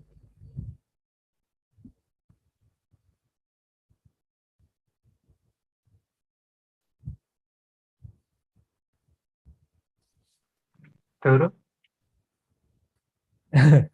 Yeah, Turu. Don't use singular words. I wrote an explanation, like an example or explaining the concept. I'll just go quickly because we don't have a lot of time. So here what we have is අපි A to B කියලා කිව්වම ওই time එක මේ අතරමැද තියෙන time එක ගැන කියන අදහස ගන්නත් පුළුවන්. එහෙම නැත්නම් මේ time එක ගැන Monday to Friday කියන්නේ සඳුදා සිකුරාදා වෙනකන් කියන එක තමයි. හැබැයි අපි එතෙන්දි specifically කියන්නේ සිකුරාදා කියන දවසට අදාළව කොච්චර ඒ කියන්නේ සිකුරාදා දවසත් ඇතුළත්ද කියන එක. හැබැයි අපි generally ගන්න ඒ විදියට. But when we use from Monday through Friday in American grammar, what it means is A ඉඳන් B වෙනකන් time එක B ඇතුළත්ව කියන දේ. එතන අපි ඔක දවස් වලින් ගත්තොත් කියන්නේ first to 8th පළවෙනිදා 8 වෙනිදා වෙනකන් කියද්දී එතකොට A සම්පූර්ණ time එක 8ට අදාළව ඇතුළත්ද නැද්ද කියන එක අපි specifically කියන්නේ. In British grammar and British English, what they do is from 1st to 8 including the 8 අගට add කරනවා. ඒක specific නම් ඒක important නම් add කරනවා. But in American grammar, they have a simpler way of saying it, but not very frequently heard in Sri Lanka. A through B, එතකොට අර අන්තිමට කියන time එකත් ඇතුළත්ව කියන එකයි එතන mean කරන්නේ. So when they say first through 8, 1 2 3 4 5 6 7 8 කියන දවස් සේරම ඇතුළත්ව කියන කතාව කියනවා. That means when you mention the last time or the last point of time after the preposition through, that shows that that total duration includes the time taken by the second point in time to like B වලින් ගන්න time එකත් ඇතුළත්ව කියන එක කියලා. එච්චරයි. That's something extra bonus. I don't know. Like, you can pick what it is, but that's the difference between from to and from through. Is that clear? This is not much heard in Sri Lanka, but when you watch American stuff, you will see it.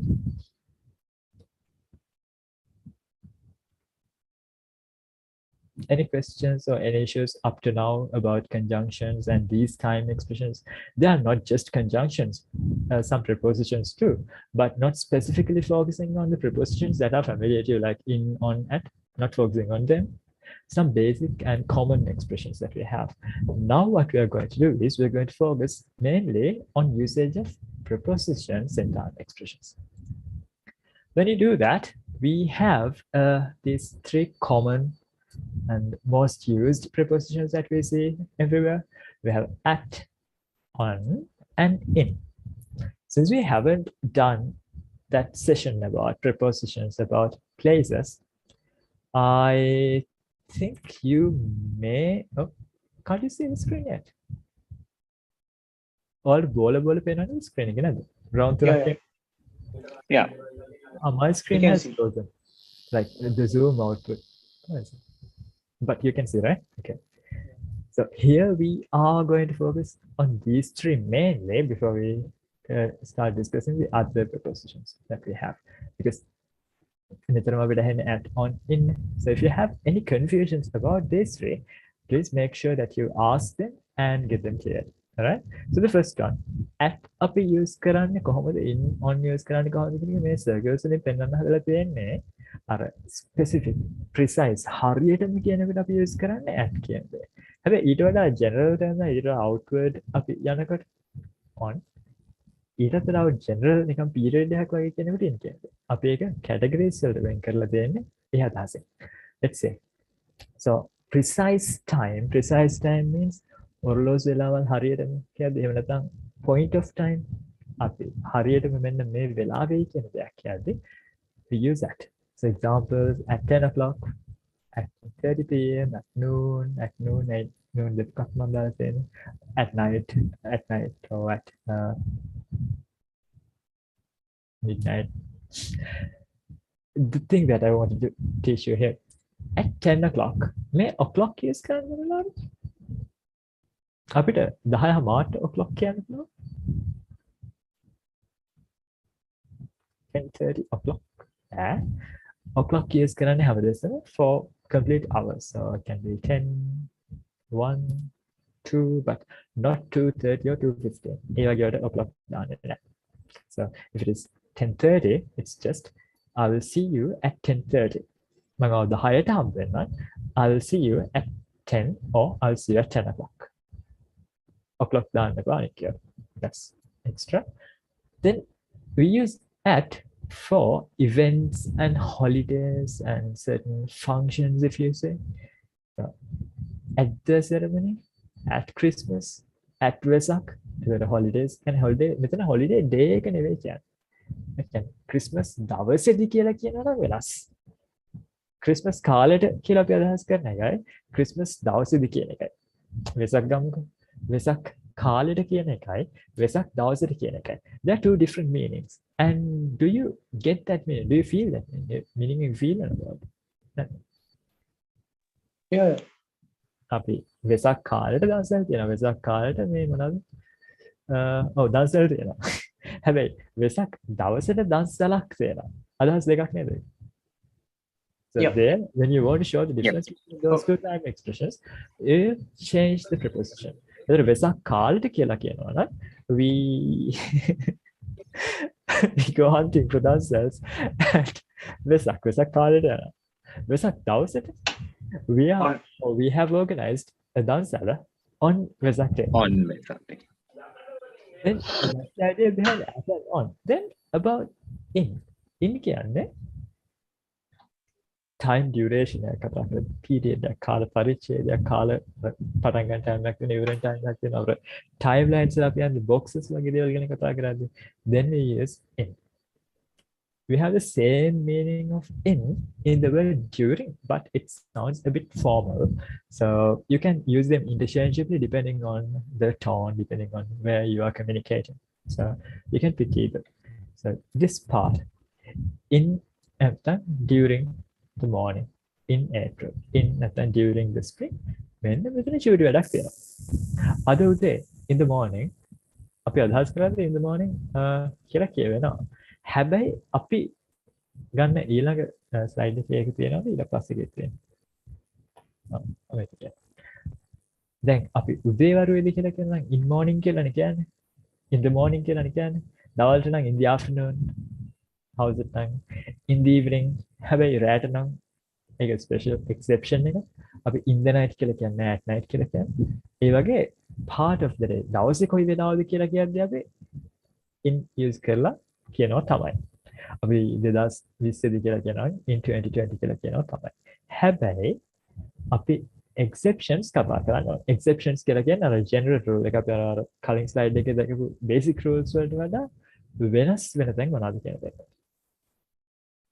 at වල exception එකක් තමයි at use කරන්න පුළුවන් අර හරියටම ඔරලෝසු වෙලාවක් ගැන කියද්දි කියලා නැතුව at 10 o'clock කියන්නේ. එහෙම නැත්නම් අපි හරියට වෙලාව කියන්නේ නැතුව ඒ වෙලේ එහෙම නැත්නම් කෑම කන වෙලාවට කියලා කියද්දී ඔරලෝසු වෙලාවක් නෙවෙයි කියන්නේ. But if we just look at it more closely, it is also a point in time. Time එකේ point එකක් හරියට එක තැනක් කියන්නේ. ඔරලෝසු වෙලාවක් නෙවෙයි බව ඇත්ත. So for places like that, we use that. So we can say at that time, at breakfast time, දවල් කෑම කන වෙලාවට කියලා කියනවා.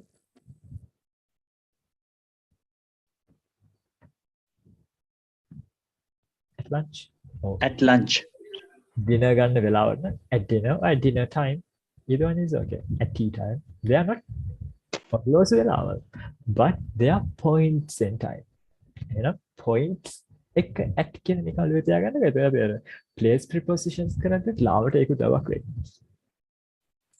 Then this on අපි සාමාන්‍යයෙන් පාවිච්චි කරන්නේ මොන ලාවලටද? For days. දවස් ගැන කතා කරන්නේ. On 13th or on the 13th British grammar වල ඉඳලා. එතකොට එහෙමනේ. අපි අඟහරුවාදට කියලා කියනවනම් on Tuesday. හැබැයි උදේවරුවේදී කියලා කියනවනම් in the morning. How's it කියලා කියනවනම් how do you say? In the evening. In the evening. හැබැයි මෙහෙම නම් කියන්නේ. මගේ birthday එක දවසේ උදේ. එතකොට in the morning of my birthday නෙවෙයි. අපි විශේෂ දවසක වරුවක් ගැන කතා කරමු. මගේ birthday එක දවසේ උදේ. Christmas දවසේ හවස. එහෙම කතා කරද්දී අපි use කරන්නේ on. ඒ කියන්නේ on the morning of my birthday. එහෙම නැත්නම් on the evening of my on Christmas evening. ද දාන්න ඕනේ නේද? හැම එකටම අපිට එතෙක් තව ගන්න පුළුවන් කඩ. ඊට පස්සේ දවසේ this second one on the following night. හැබැයි සාමාන්‍යයෙන් අපි night එක use කරන්නේ at night. හැබැයි ඊට පළවෙනි දවසේ on the following night. එතකොට ඒකත් exception එකක්. So when it comes to these exceptions, that in most cases you don't have a particular logic that you can understand, a concept that you can understand. You just have to know and you just have to remember that's how they say it. එහෙම තමයි කියන්නේ. කියලා මතක තියාගන්න තමයි වෙන්නේ exceptions. Exceptions කියන්නේ අර සාමාන්‍ය convention එක තමයි සාමාන්‍ය rule එක සාමාන්‍ය විදියට වඩා වෙනස් ඒවා. So can't help. අර irregular verbs වගේ තමයි. Exceptions නම් මතක තියාගන්න තමයි වෙන්නේ. Then these expressions weekend එක ගැන කතා කරනකොට ඒකත් අර exception එකක්. weekend එක කිව්වම අපිට මතක් වෙන්නේ එකපාරට මේක duration එකක් විදියට. duration එකක් නම් ඉන්නේ. හැබැයි ඒක use කරන විදිය එක at the weekend එහෙම නැත්නම් on the weekend. So exceptions ගැන ඉතින් පැහැදිලි කරන්න දෙයක් නෙමෙයි ඒවා. මතක තියාගන්න සිද්ධ වෙන කාරණා තමයි. Okay? Exceptions වල issues තිබ්බත් අපිට කරන්න දෙයක් නෑ. ඇයි ඉතින් ඒවා මිනිස්සු පාවිච්චි කරන්නේ එහෙම නම් මතක තියාගන්න ඕනේ. අපිට ඒකට argue කරන්න දෙයක්වත් නෑ. But do you have questions? මොනවා questions තියෙනවද?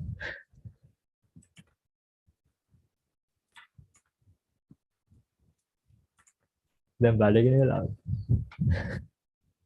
But let's talk about the other slides too because they are easy, like things that you have to remember. තේරුම් ගන්න දේවල් නෙමෙයි තියෙන්නේ මතක තියාගන්න දේවල්. ඒතකොට මේ වෙලාව තමයි මතක තියාගන්න දේවල් ගැන නිකන් කියලා ඔයාලා ගොළුවට දාන්න පුළුවන්. දැන් ඔය හොරෙන් කනවා ඇති කට්ටිය හොරෙන් තේ බොනවා ඇති එහෙම නැත්නම් ඈනුන් ඇර බලන් ඉන්නවා ඇති. මට ඔයාලා පේන්නේ නැහැ නේ කැමරාස් ඔෆ් කරන්න ඉන්නේ. ඒ හින්දා ඉතින් මේ කරන්න this next one. The difference between in and during. Usually, in most cases, in and during are very, very similar. As I told you, during sounds a bit more formal than in, and in many cases, you can replace in using during. Alright? හැබැයි during use කරන්න පුළුවන් අපිට මෙන්න මේ වගේ දේවල්.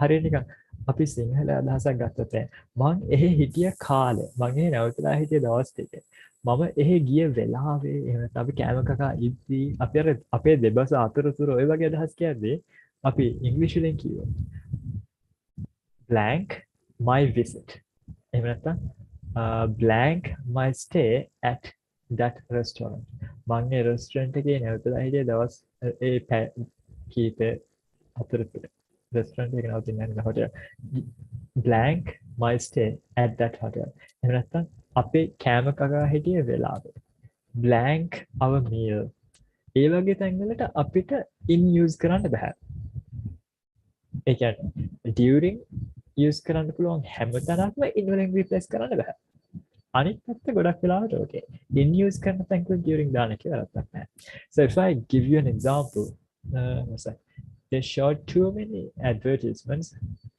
during the program එක අතරතුරේ කියලා කියන්නේ හැබැයි in කියලා දැම්මොත් ඒක වෙනම ලොජික් එකක් අපි මේක ටිකක් ගමුකෝ මම ඒ හොටෙල් එකේ නැවතලා හිටිය කාලේ පුරාවට ඒ කාලේ අතරතුරේදී මට අලුත් යාළුවෝ කිහිප දෙනෙක් වුණා. ගහනවා. We can say it as I met a few new friends during my stay at that hotel.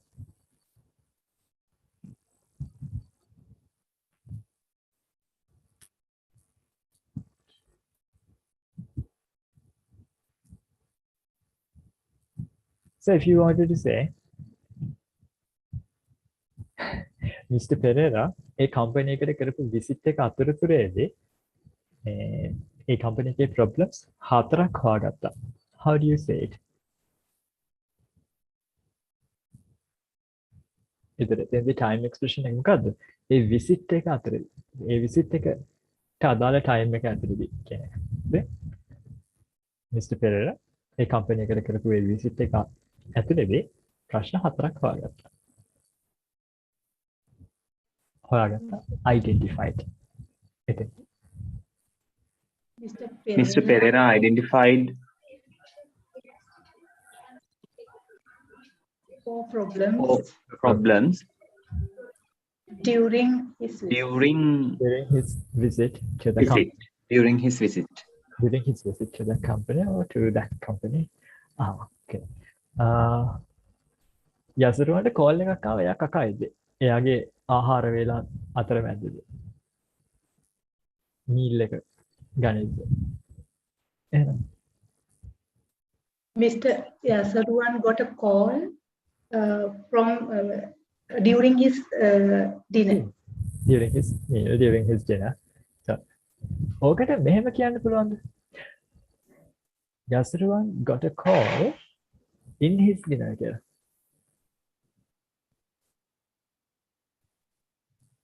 It's not familiar. It's yes, right? No, I think it's wrong. Yeah. Yeah, it is wrong. So, although we can have during to talk about periods like with the meaning in the course of, we cannot do it the other way around. Like we can't remove during and use in place of that to have the same meaning. So we cannot say in the stay, in the visit, although we can say during that stay or during my visit, stuff like that cannot be replaced with it. That you have to remember. And the last one, like මේක අපි කතා කළානේ, in x time කියලා අපි එකක් දැක්ක නේද මෙන්න මෙහෙ. තව පැය දෙකකින් අම්මා will come home in 2 hours කියලා ගත්තේ. ඒ meaning එක දෙන්න අපිට in use කරන්න පුළුවන්. ඒක අපි discuss කරපු usage එක. දැන් අපි එනවා මෙන්න මේක. last කොහොමද use කරන්න කියලා time expressions වල. last කියලා එක use කරද්දී last week කියන එකයි in the last week කියන එකයි වෙනස්. කොහොමද වෙනස් වෙන්නේ? කියන්න බලන්න. මේක මම පෙන්නලා තියෙනවනේ, ඇඳලා තියෙනවනේ.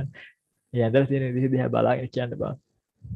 If Aken can do that, I'll be really happy. Like I love brilliant, intelligent young lamai to give answers. So look at the diagram and Aken teach that to the class, please.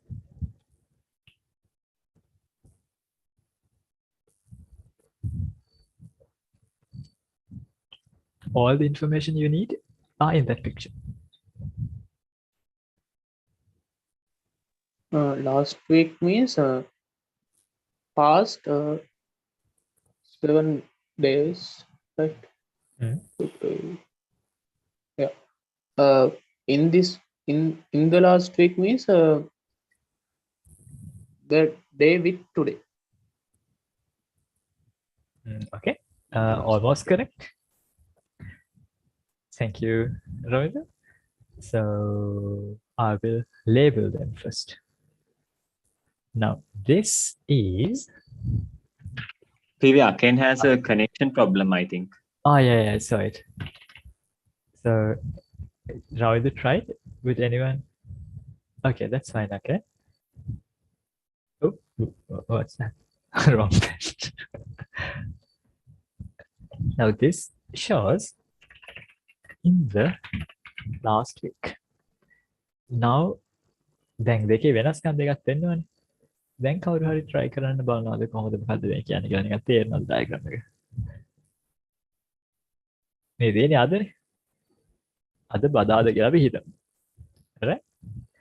අද බදාද කියලා හිතාගෙන if I say මම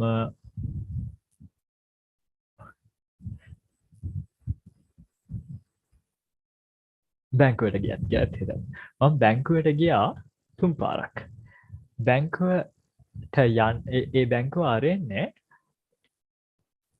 සඳුදාටයි සිකුරාදාටයි අඟහරුවාදාටයිද අන ඒ බැංකුව අරෙන්නේ බ්‍රහස්පතින්දයි සඳුදායි සිකුරාදායි. okay? එතකොට මං බැංකුව ගිය දවස් මොනවාද? අපි නිල් පාටි පාරේ බැංකුව අරෙන්නේ බ්‍රහස්පතින්දායි සිකුරාදාටයි සඳුදාට. බ්‍රහස්පතින්දාටයි සිකුරාදාටයි සඳුදාට. තමයි සඳුදාට අරිනවනේ. අරින දවස් මේවා. මම ගිය දවස් මොනවාද? බ්‍රහස්පතින්දා සිකුරාදා සඳුදා. බ්‍රහස්පතින්දා සිකුරාදා සඳුදා. okay. so last week use කළත් මම බැංකුවට ගිය දවස් ගාන කීයද? okay. yes, it's like last week.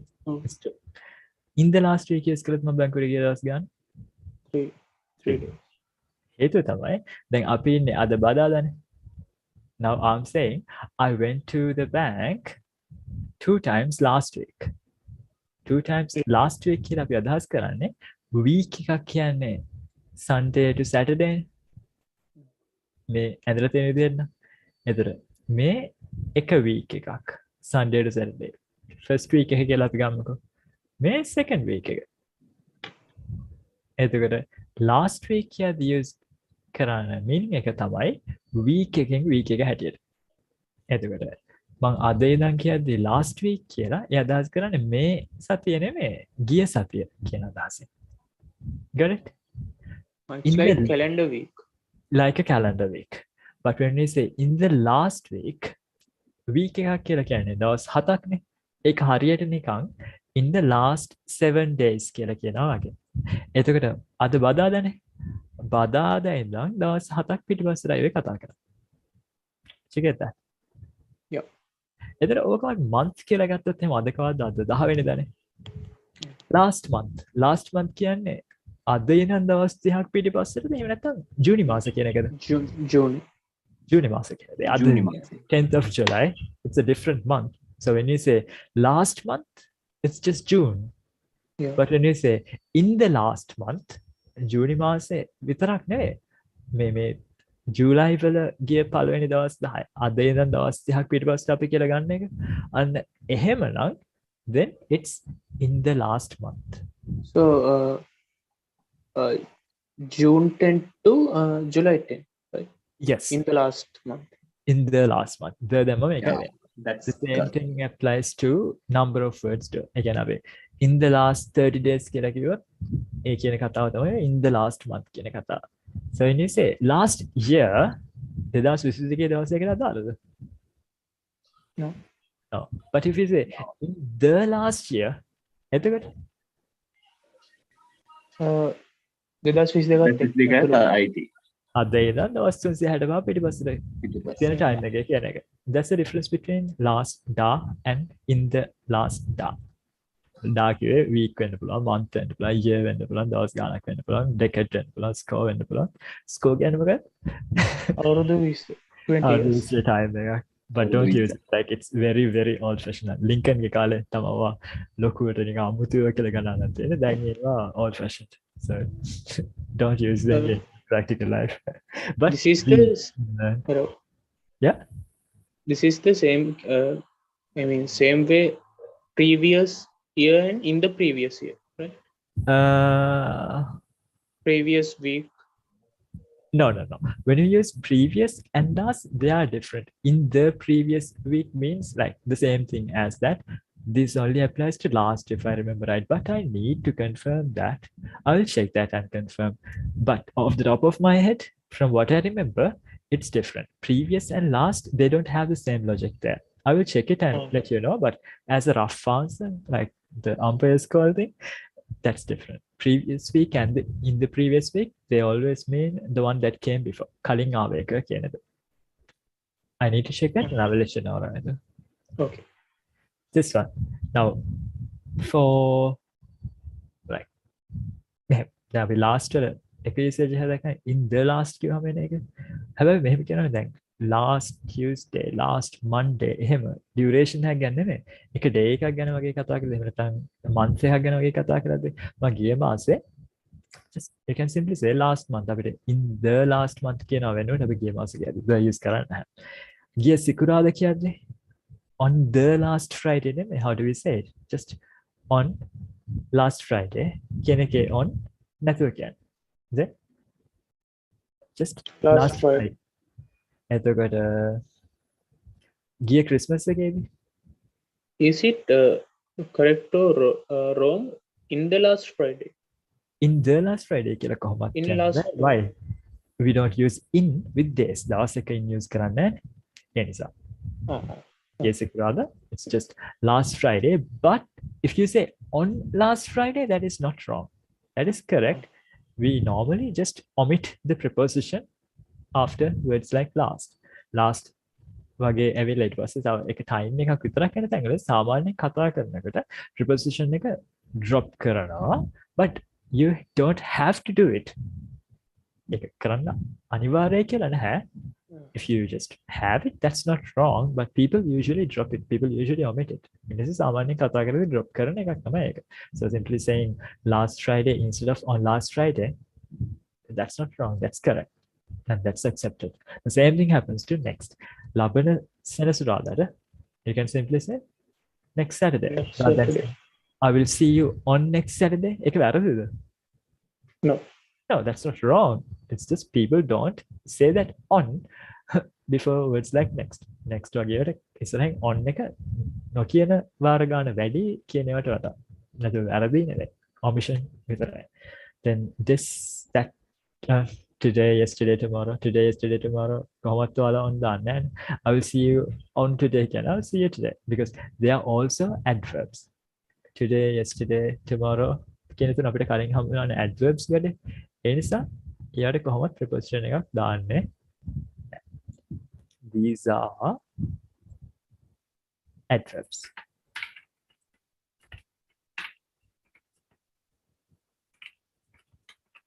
අපි මුලින්ම slides ටික ඔය ටික කතා කරන්නේ edit කරා.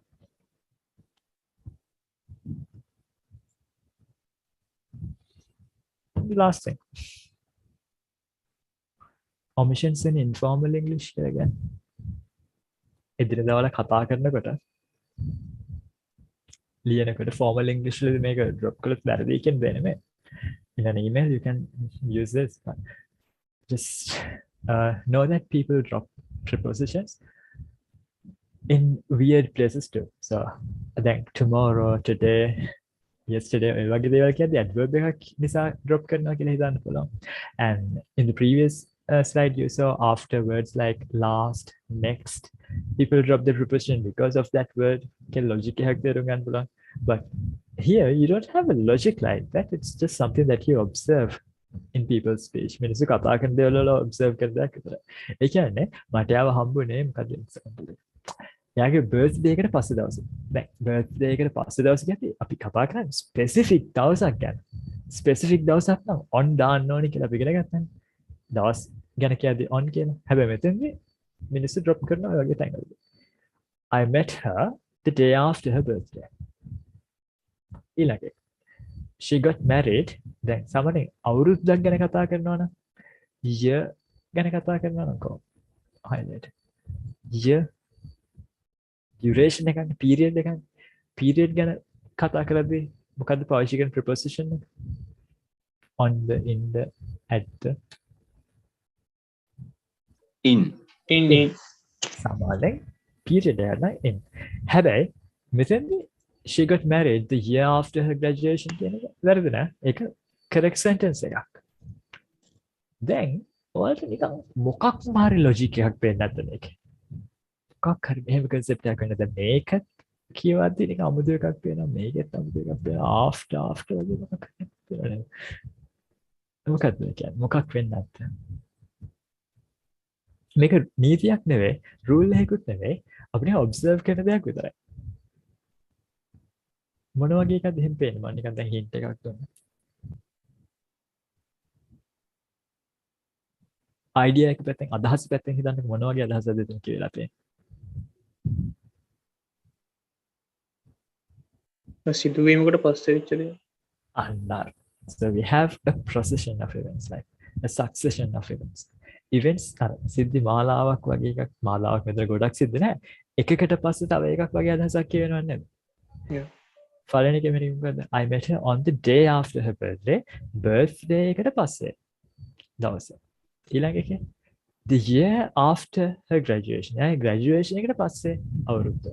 ඒ වගේ succession of events. event succession එකක් තියෙද්දි එකකට පස්සේ එකක් වුණාට පස්සේ කියන වගේ අදහසක් කිය වෙන තැන්වල අපිට දකින්න පුළුවන් දෙයක් තමයි ඔය omission කියන්නේ. omission කියන්නේ නැහැ drop කරනවා කියන එක. preposition එක නැතුව කියනවා කියන එක. හැබැයි ඒක rule එකක්වත් එහෙම නැත්නම් එහෙම grammar වල අපි පාවිච්චි කරන practice එකක්වත් නෙවෙයි. something that we see in people's speech. So you don't have to remember it as a rule. It's just correct. So කරන්න ඕනේ දේ මොකද්ද? කවුරු හරි එහෙම කිව්වොත් නෑ නෑ ඔයා වැරදි. ඔතෙන්ට ප්‍රොපෝෂන් එක දාන්න ඕනේ කියලා යාව කරෙක්ට් කරන්න යන grammar dance කෙනෙක් වෙන්න ඕනේ. නැහැ කියන දේ කියන්නේ. Because in grammar we have two schools, like we have prescriptive and descriptive. Descriptive grammar කියලා කියන්නේ එහෙම කට්ටිය කරන දේ තමයි. නීති ටික තියෙනවා, ව්‍යාකරණ මාලාව තියෙනවා. ඒක දිහා බලලා නීතියට අනුව අකුරට අනුව කතා කරනවා නම් ඔව් එහෙම වෙන්න ඕනේ කියලා යාගේ මතය නම් යා descriptive grammar කියන්නේ. grammar use කරන්නේ පොතේ තියෙන විදිහමයි නීතිය හරියට අකුරට පිළිබඳව කියන්නේ. prescriptive පැත්තමාරු. prescriptive කියන්නේ අර හැම කෙනෙක්. descriptive කියලා කියන්නේ එයා rules ටික දන්නවා. හැබැයි rules ටික දන්නවනාට මිනිස්සු කතා කරන්නේ මෙහෙමයි. එහෙනම් language එකේ rule එක මේක වුණාට මේකත් accepted කියලා පිළිගන්නේ කෙනෙක්. ඒතර ඒගොල්ලෝ lenient අරට වඩා අර තරම් තදට grammar rule එක බලන කට්ටිය නෙවෙයි descriptive කට්ටිය. prescriptive කියන්නේ rule එකට අනුව හැමදේම හරියන්න ඕන කියන එක. ඒක ඉතර හිටිය කට්ටිය prescriptive දැන් ඉන්න කට්ටිය descriptive කියලා කියන්න බෑ. දැනුත් ඉන්නවා prescriptive කට්ටිය. කොහොම හරි මෙතෙන්දී මේ slide එකේ purpose එක තමයි අපි අර කලින් ඉගෙන ගත්ත rules තියෙනවා. හැබැයි ඒ rules වලට වඩා වෙනස් විදිහට අපි language එක use කරන එහෙම නැත්නම් ඒ වගේ exceptions එක යන තැන් තියෙනවා. එහෙම අපිට exceptions වල සමහර වෙලාවට logic එකක් තියෙනවා වගේ පේනවා. සමහර වෙලාවට තියෙනවා වගේ පේනවා. ඒක හැමදාම apply වෙන්නේ නැහැ. ඉතින් prepositions කියන lesson එකේදී ඕක අපිට නිතරම දකින්න හම්බ වෙන දෙයක්. It applies to time prepositions and in many cases for place prepositions. So if a person who says a time expression uses a different preposition than what you are using, it can be argued a lot. So as always, my advice to you is you should refer to this. I'll give you a web address. So I'll type it bigger. So whenever you have a doubt about the usage of a preposition, time expressions ගැන වෙන්න පුළුවන්, එහෙම නැත්නම් places ගැන වෙන්න පුළුවන්, මොකක් හරි preposition එකක usage එක ගැන doubt එකක් තියෙනකොට stack English.easy.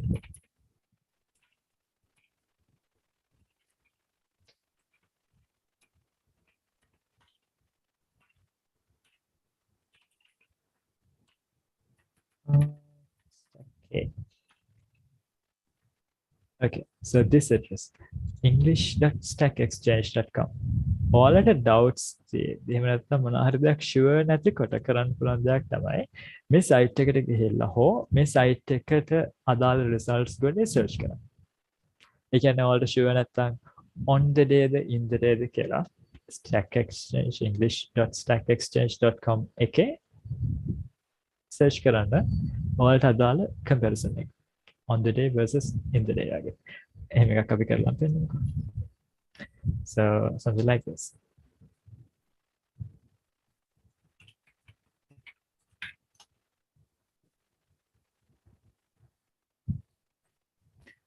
ඔයාලා site එකක search කරන්න එහෙමනේ.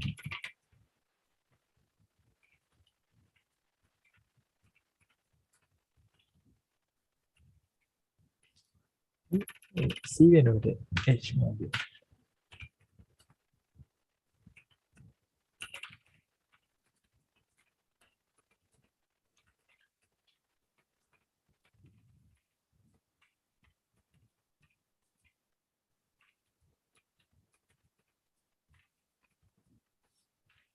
දැන් ඔයාලට එන results සේරම මෙන්න මේ site එකෙන් limit වෙලා තියෙනවා. වෙන ඒ වගේ ඒවා එන්නේ නැහැ. එතකොට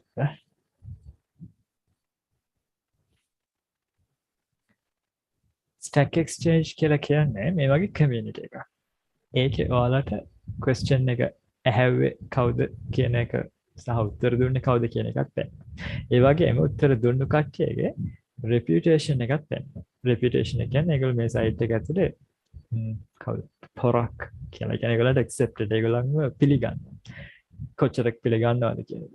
ඒ අනුව ඔයාලට ගොඩක් හොඳ answers ගන්න පුළුවන් native speakers ලාගෙන් ඒ වගේම language එක ගැන අවබෝධයක් තියෙන කට්ටියක. මම නිතර use කරන දෙයක් තමයි ඕක language and usage සම්බන්ධව එන issues වලට අදාළ forum එකක් මේක. ඉතින් that should be useful for you too. Hello. Yes, Ranga. Do you know any other sites about grammar check?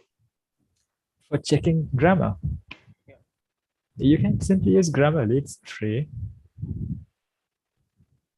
Don't accept everything for the spelling, but the grammar checker on Grammarly is very good. That green icon, Green or blue? Grammarly. That's green. Yes.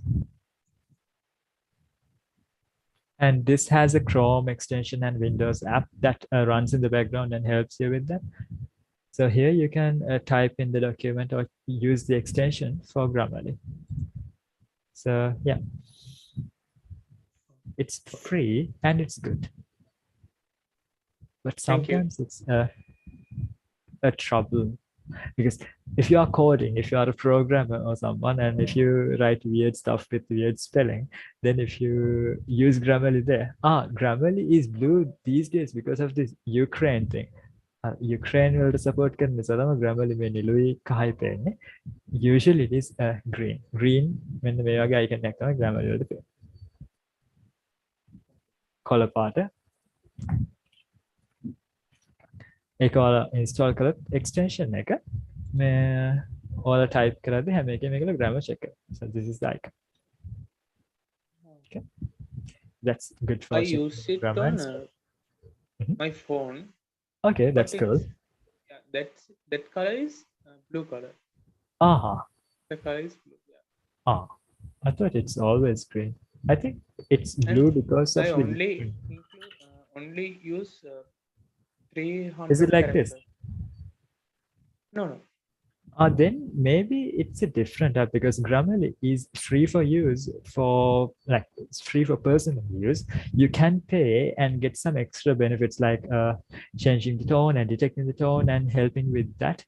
So that's helpful to change the tone of your writing. So if you write something in a very casual, very friendly manner, but if it is an official mail, then you should have that official tone with that, right?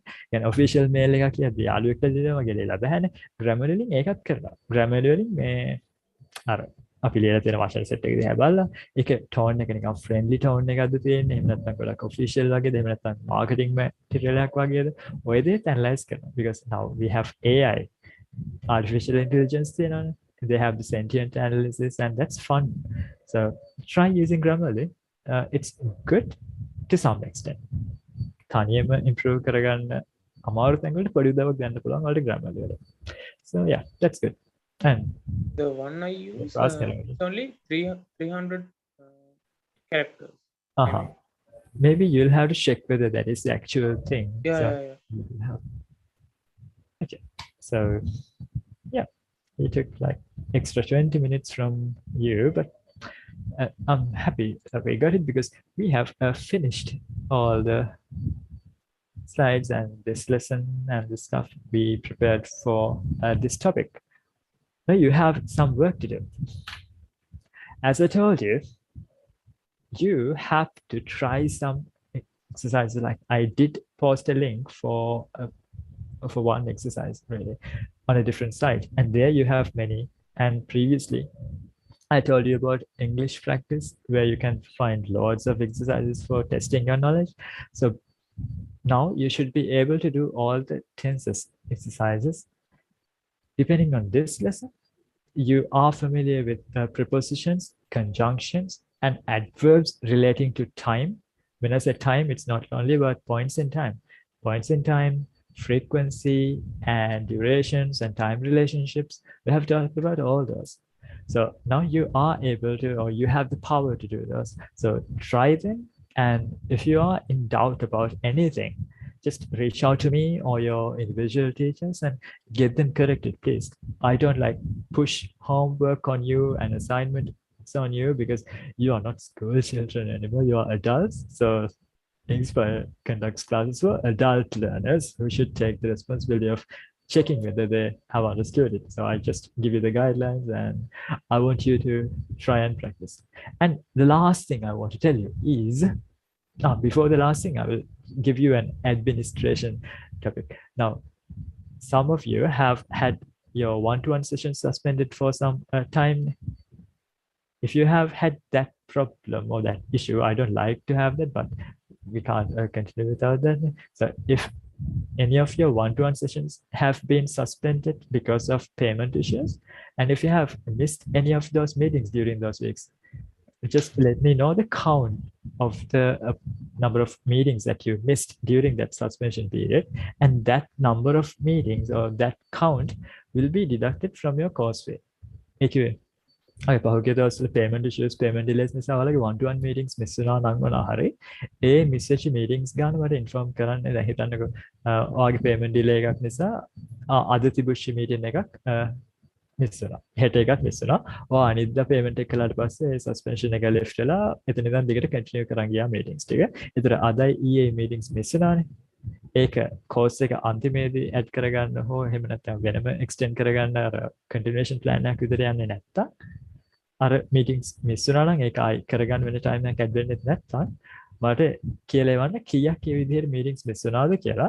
එතකොට ඒ meetings වලට යන cost එක අපි අර දැනට කරන්න තියෙන payment එකේ ගානේ deduct කරලා දාමු. එතකොට ඒ ගැන වර වෙන දෙයක් නෑ නේද? So we'll handle it like that because I'm sure because of the power cuts and those meetings you missed a lot. So we'll try to come up with a solution for it. That's about the administration, which I don't like. The last message I want to give you is read as much as possible.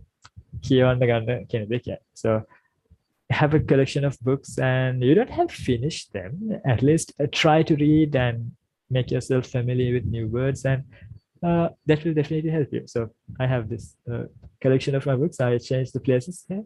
So I would really love it if you start collecting some books and articles that you love to read and that you enjoy. So do that. I'm sure that will help you to improve all your 4 skills: reading, writing, listening, and speaking. So Why you use that much Oxford books? Dictionary stuff? From 2012 to 2018, most of what I earned by teaching, I spent on books and dictionaries. So I have many. Are they all dictionaries? Many of them are. So